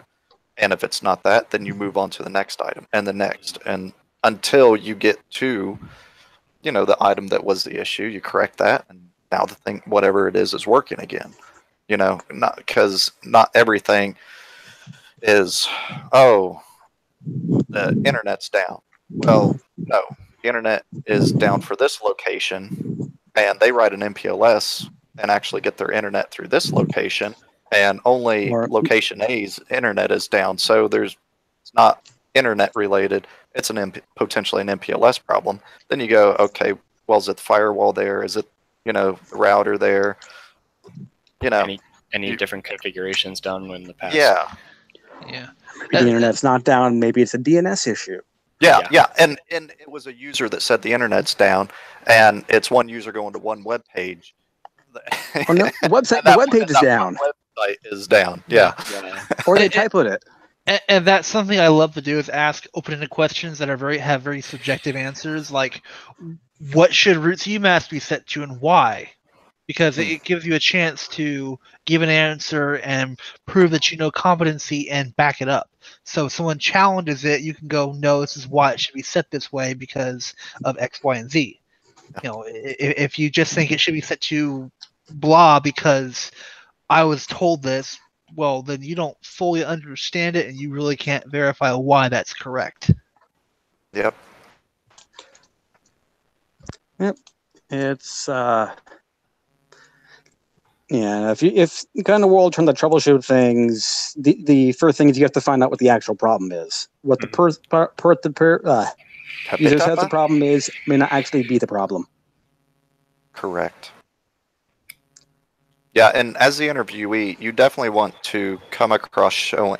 I mean, you want to come across, if you have skills, you want to display those skills and make it clear that you have this specific skill set. But in the same sense, you want to be able to show that you're trainable, that you can learn. You're not only and ever going to do something this one particular way if a new and better method and way, you know, presents itself. That you're going to be moldable, and somebody who's going to be a team player.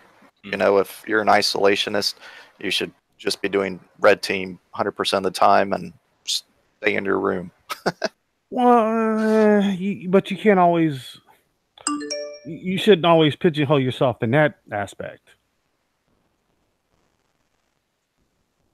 And which way? Well, I mean, which aspect? Okay, if you're saying there's somebody's an isolationist, they should just be red team and. I'm just saying that in general, jokingly. You really won't progress far without networking. Or... Well, if you want to lure them out, that kind of red team out of hole, just like put like a My Little Pony Dakimura outside of his room, maybe bait him out. Maybe a picture of you know, some his waifu, and I'm sure eventually he'll be working right with the blue team. Free pizza usually helps too. No. Yes, it does. That does do it. We had pizza Mondays where I would be working on shit that I had no experience working on, and they would just give me pizza. So I was like, all right, cool, I got a pizza out of it. I've had to explain to one of my coworkers in the past what a brony was. Person had no idea at all what a brony was, and then came back to me a few days later and told me, I thought that person, because a different person she'd been working with for a while, I thought that person was just had a My Little Pony up there just to be like bragging for his daughter. Like My Little Pony desktop wallpaper, mouse pad, and dolls across his desk.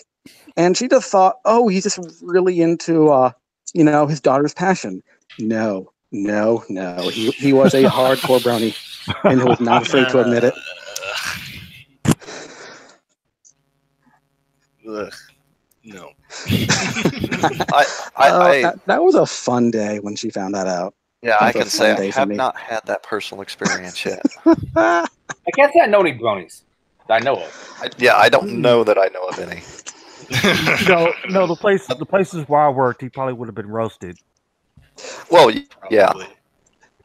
Bronies are the weirdest shit. Like, you literally have beer pong, people who play beer pong right next to their fucking My Little Pony Dakimura.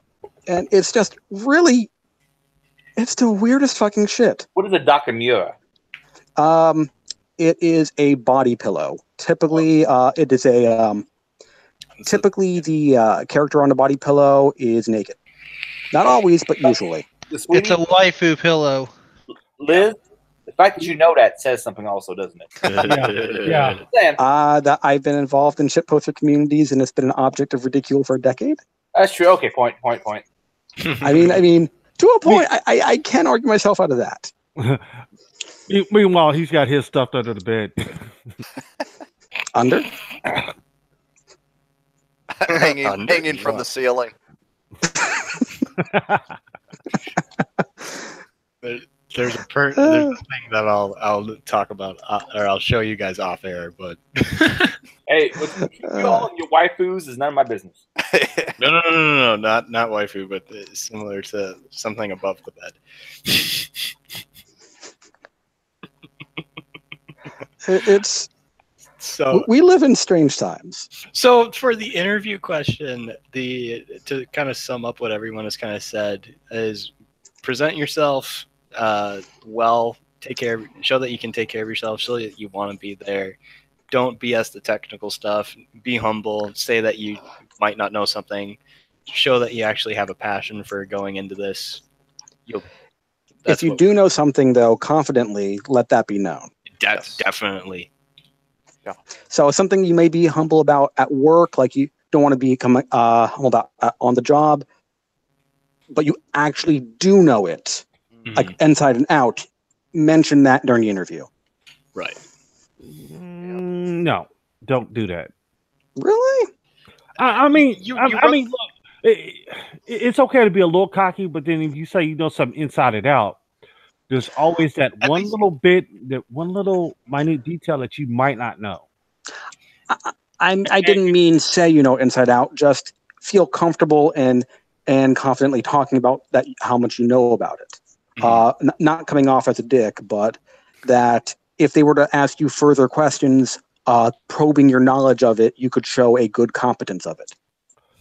Something more than, I use this software, or I used this piece of hardware once several years ago, and I vaguely remember the interface. Something more than that. Yeah, I configured it 3 years ago and haven't touched it since. But yes, I am proficient in it. It's like, yes, I have worked with it. It was many years ago, but yeah. I thought I had one other thing. Man, I'm getting old. I can't do my Jedi mind trick this time. But yeah, I had something else. I've actually seen that backfire when you have, and granted, I'm at a student company and we're very low staffed in terms of development companies go. If you express and show either in an interview or while you're working that you are very confident and also very knowledgeable in certain areas, and that you actually can output a lot of code or get a lot of stuff done.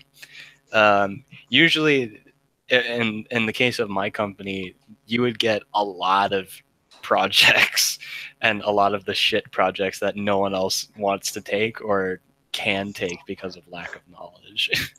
Oh yeah, that's I've been a maximum for that. It's nice to be wanted. It's not nice to be needed. Yes, if you're really good at what you do, and you know you can do more, just be sure there's a point where you just say stop. Yeah, learn to say no. Correct. Yeah. I had a really bad experience with that while I was here.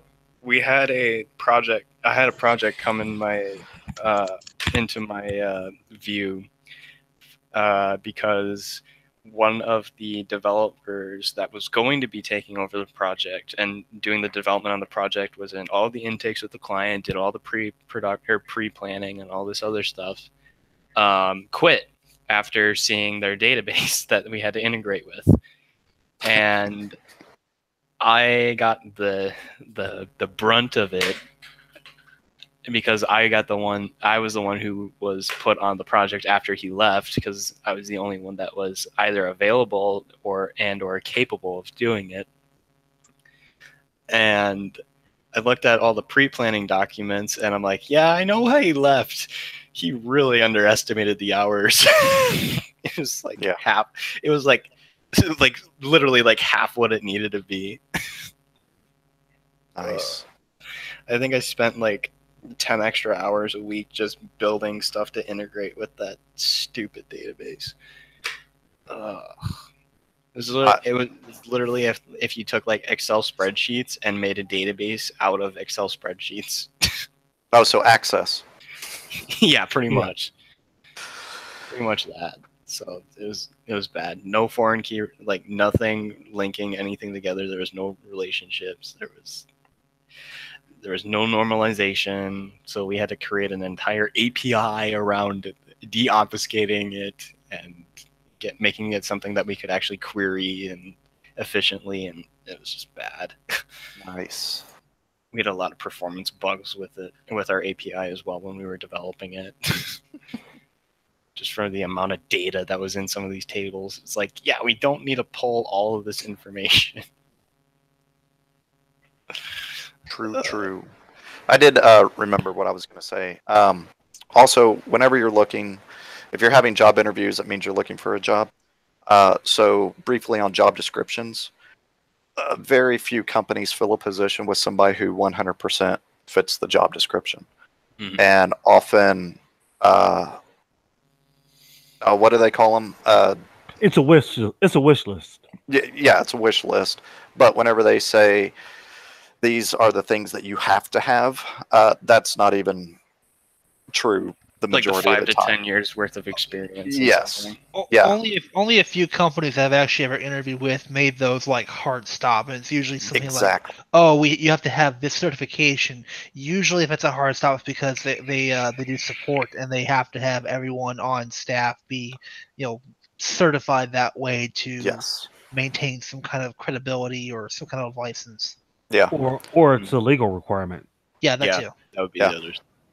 So, yeah, with the job descriptions, though, I mean, you're rarely going to meet everything on a job description. And if you do, the job will probably pay a lot less than what you're worth. So, written for a specific person who was already employed at the organization. Yes. Yeah. Yeah. They're looking for the exact person who left, and you're not them. Yeah. Ever.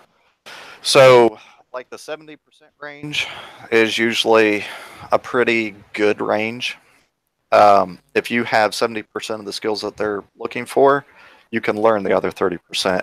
And in an interview, that's what they're looking for, is if you can pick up those, 25, 30% more that you need to be able to do to fully fulfill that job. Mm-hmm. Yeah. I've always heard like 50%, but yeah, basically as long as you've got the majority of them, as long as you got the really important stuff down. Yeah, the big stuff. Yeah, that's great because the rest of it you can learn. Yeah. Now, of course, the caveat here is if you're going for a contracting position. Yeah, contracts totally different. That may not be the case depending upon what it is they want you, because some stuff they may teach you, if it takes like a week or two to learn, then great, you're up to speed.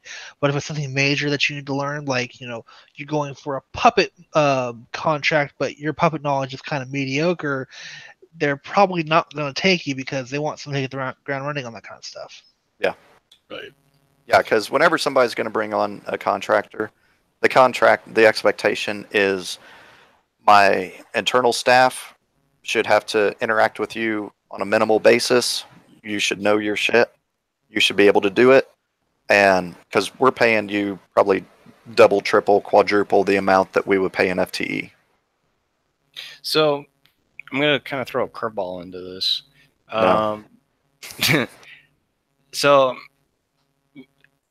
what if any of the things that we've talked about would you guys change as an interviewer if you were going in for, like, say this is an entry level position that you're interviewing someone for? What kind of things are you looking for then, especially in terms of like what they know,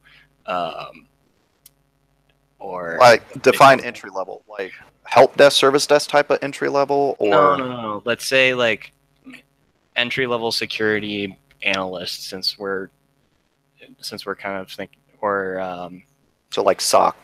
Yeah, so like SOC if you're going blue team side, or security or like junior pen tester, junior security analyst, stuff like that. So from the SOC perspective, I mean, going to go through basic security concepts, verify that they know basic security concepts, but even with that, most SOC guys, whenever they initially start, will be sitting right next to somebody for a couple weeks, and have a ramp up period. I did. Well, that's because you're Jack the Marvelous. No, it was okay. Now you're in the queue, and now here's 1,000 tickets. You figure it out. Yeah, that's just that called a would shit suck. job. And I, as an employer, would not have done that. But for non-government related SOCs who don't suck and screw the employees, yeah, the expectation would be that a lot of it's going to be hands-on training once you're there, because you're going to have to learn whatever environment the SOC works within. You're going to have to get ramped up on SIM, different types of SIM technologies, because most SOCs will support, Alienware and HP and IBM and all the different SIMs, because they'll have clients who have all those different items. They may take it into their own personalized database, just whatever it is, but you'll have to get ramped up on whatever their environment is. But from a interview perspective, I'd be looking for teachability, that somebody is really, really open to learn. Yeah. Kind of same for me too. Basically, look at the tools that they ask for. Obviously, in the requirements, you'll list, oh, we work with this tool, so we want you to have something with it. If you haven't worked with it, tell what you have worked with it for. You didn't work with Alien Vault. We worked with this other thing, with Dell's or HP's or someone else's. Doesn't really matter. And do some research on what they use. That way you can draw comparisons. That way they show you've actually done your work, that you've you started to figure out a bit at least. You may not know it, but you've at least shown interest. You've shown initiative to learn it, which is pretty important. Just whatever you don't have, draw comparisons.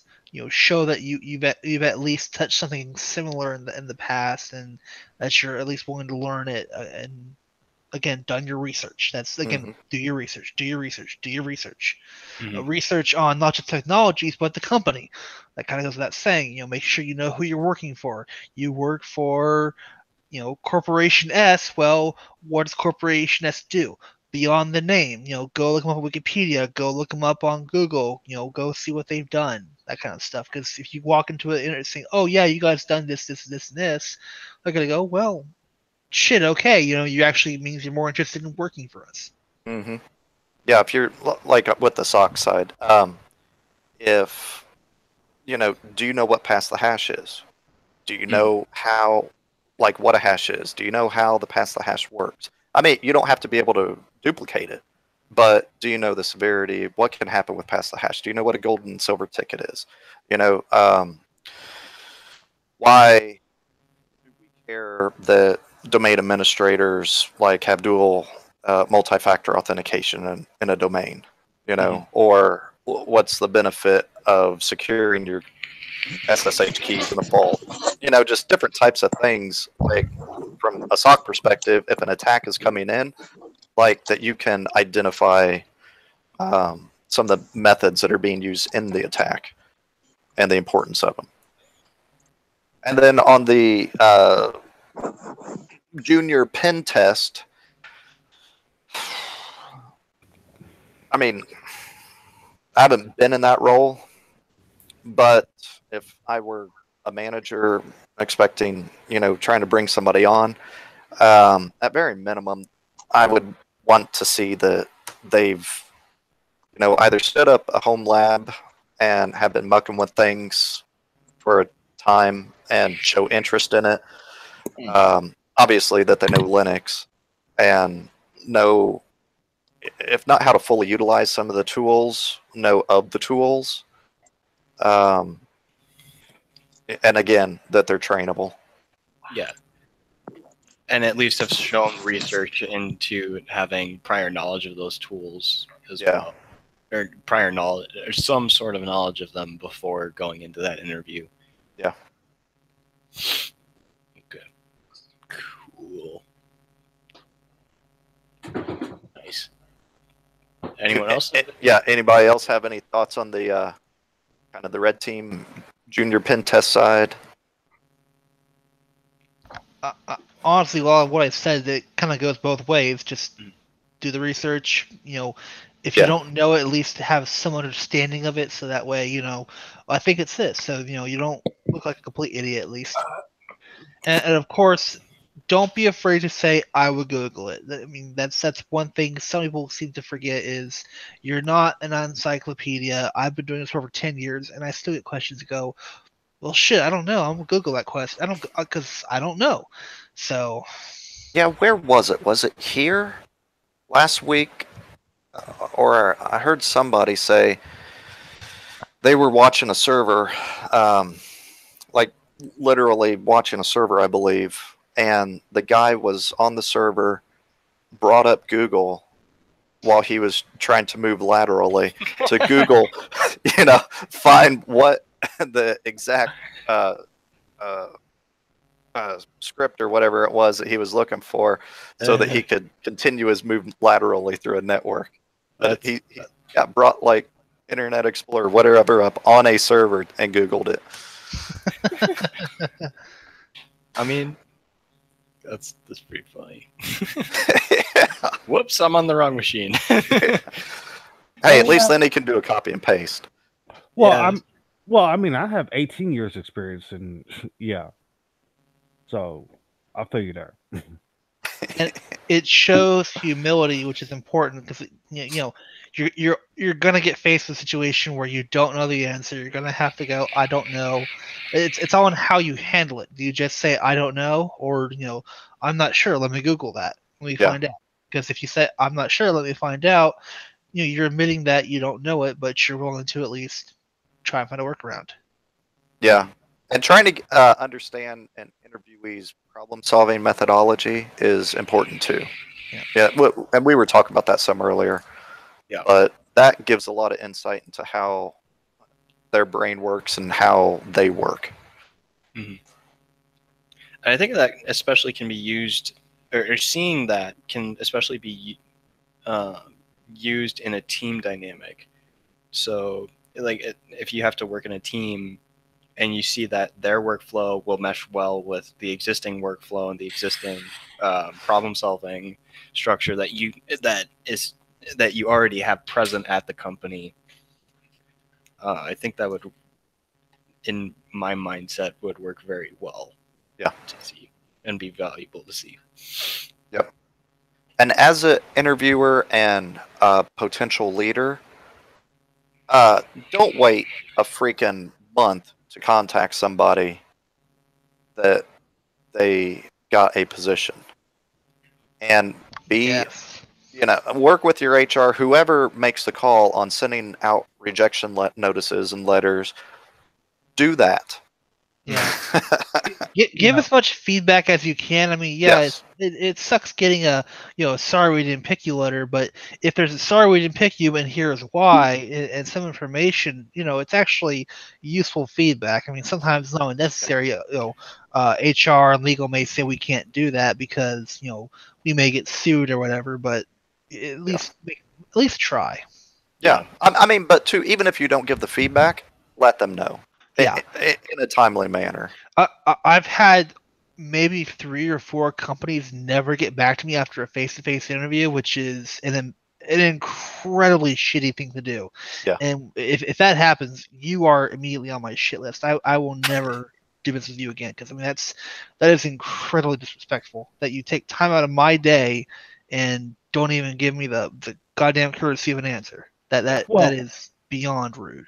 Yeah. Well, I interviewed with an organization, and they didn't get back with me in a timely manner. I got a different job. Exactly. 6 months later, they contact me. Hey, the position's still available. Will you like it? Would you like it? Would you like to pay me $35,000 more than you originally offered? And if that happens, you know what happened? They found someone else. They didn't work out, so they're going, "Oh shit, here's the second person." Or so on and so forth. They had their like top 10 or whatever, and those people just kept leaving. And nah.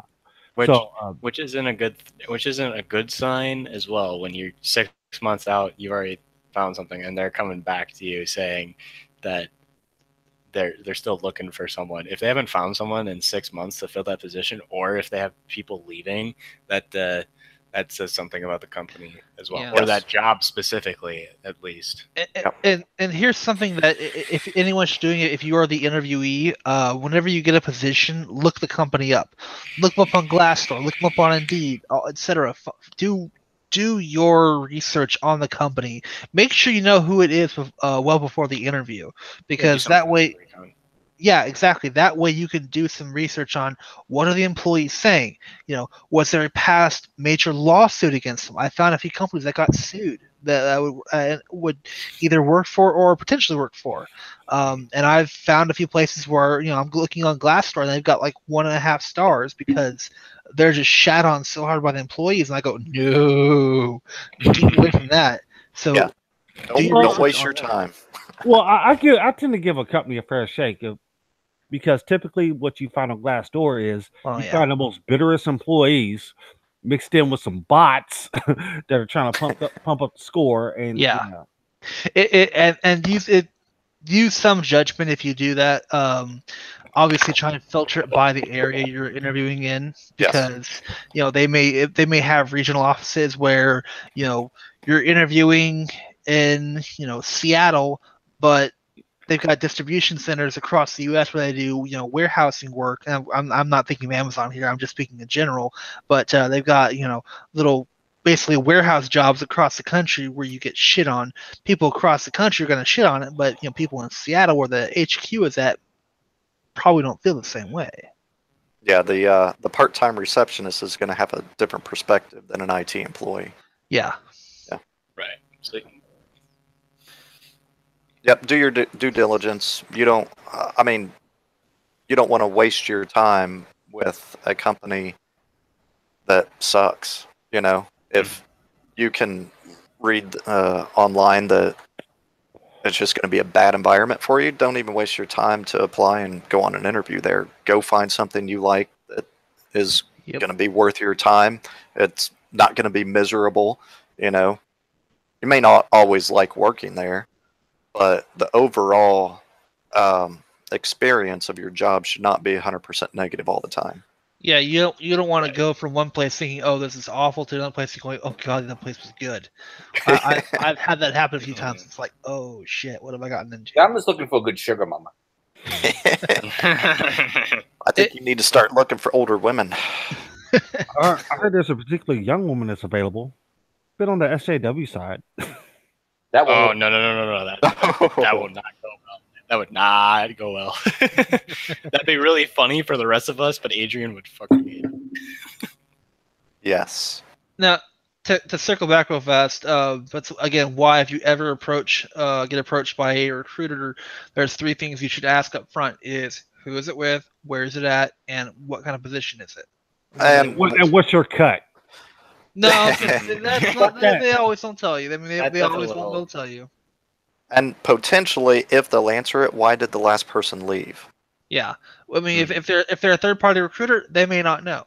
So they Correct. may just go, "We just got the position. We're just filling it." But two, So. a lot of companies will use the same recruiter. Yeah. You know, time and time again, and so they may have actually placed that previous employee that you may be replacing. Yeah, or they're expanding, and oh, hey, expansion is usually a good thing because it means they're actually getting more money, and then Company's moving. usually a good thing, not always. Yeah. But again, it's one of the important things to know is that if they can't tell you who it's with, where it's at, what are you doing, or what kind of position it is, chances are it's not a real job. So be careful. I had a recruiter contact me, saying that and like this job sounded great, like too great. 100% remote, and I would be doing the same thing that I'm doing right now and that I have been for the last 2 years, which I don't want to be doing as a career. And it was going to be something that they would get in contact with me with and all that fun stuff. And my thought was, what happened to the other guy? Yeah. And like, if this was 100% remote and you're trying to fill this position, it's either going to be like you guys said, like an expansion, like they need like more manpower, or some dude left that needs to fill that position. But I was also I was also going to be coming in as an entry level position, so that also might have been more of like they're trying to expand, get more young blood into the mix.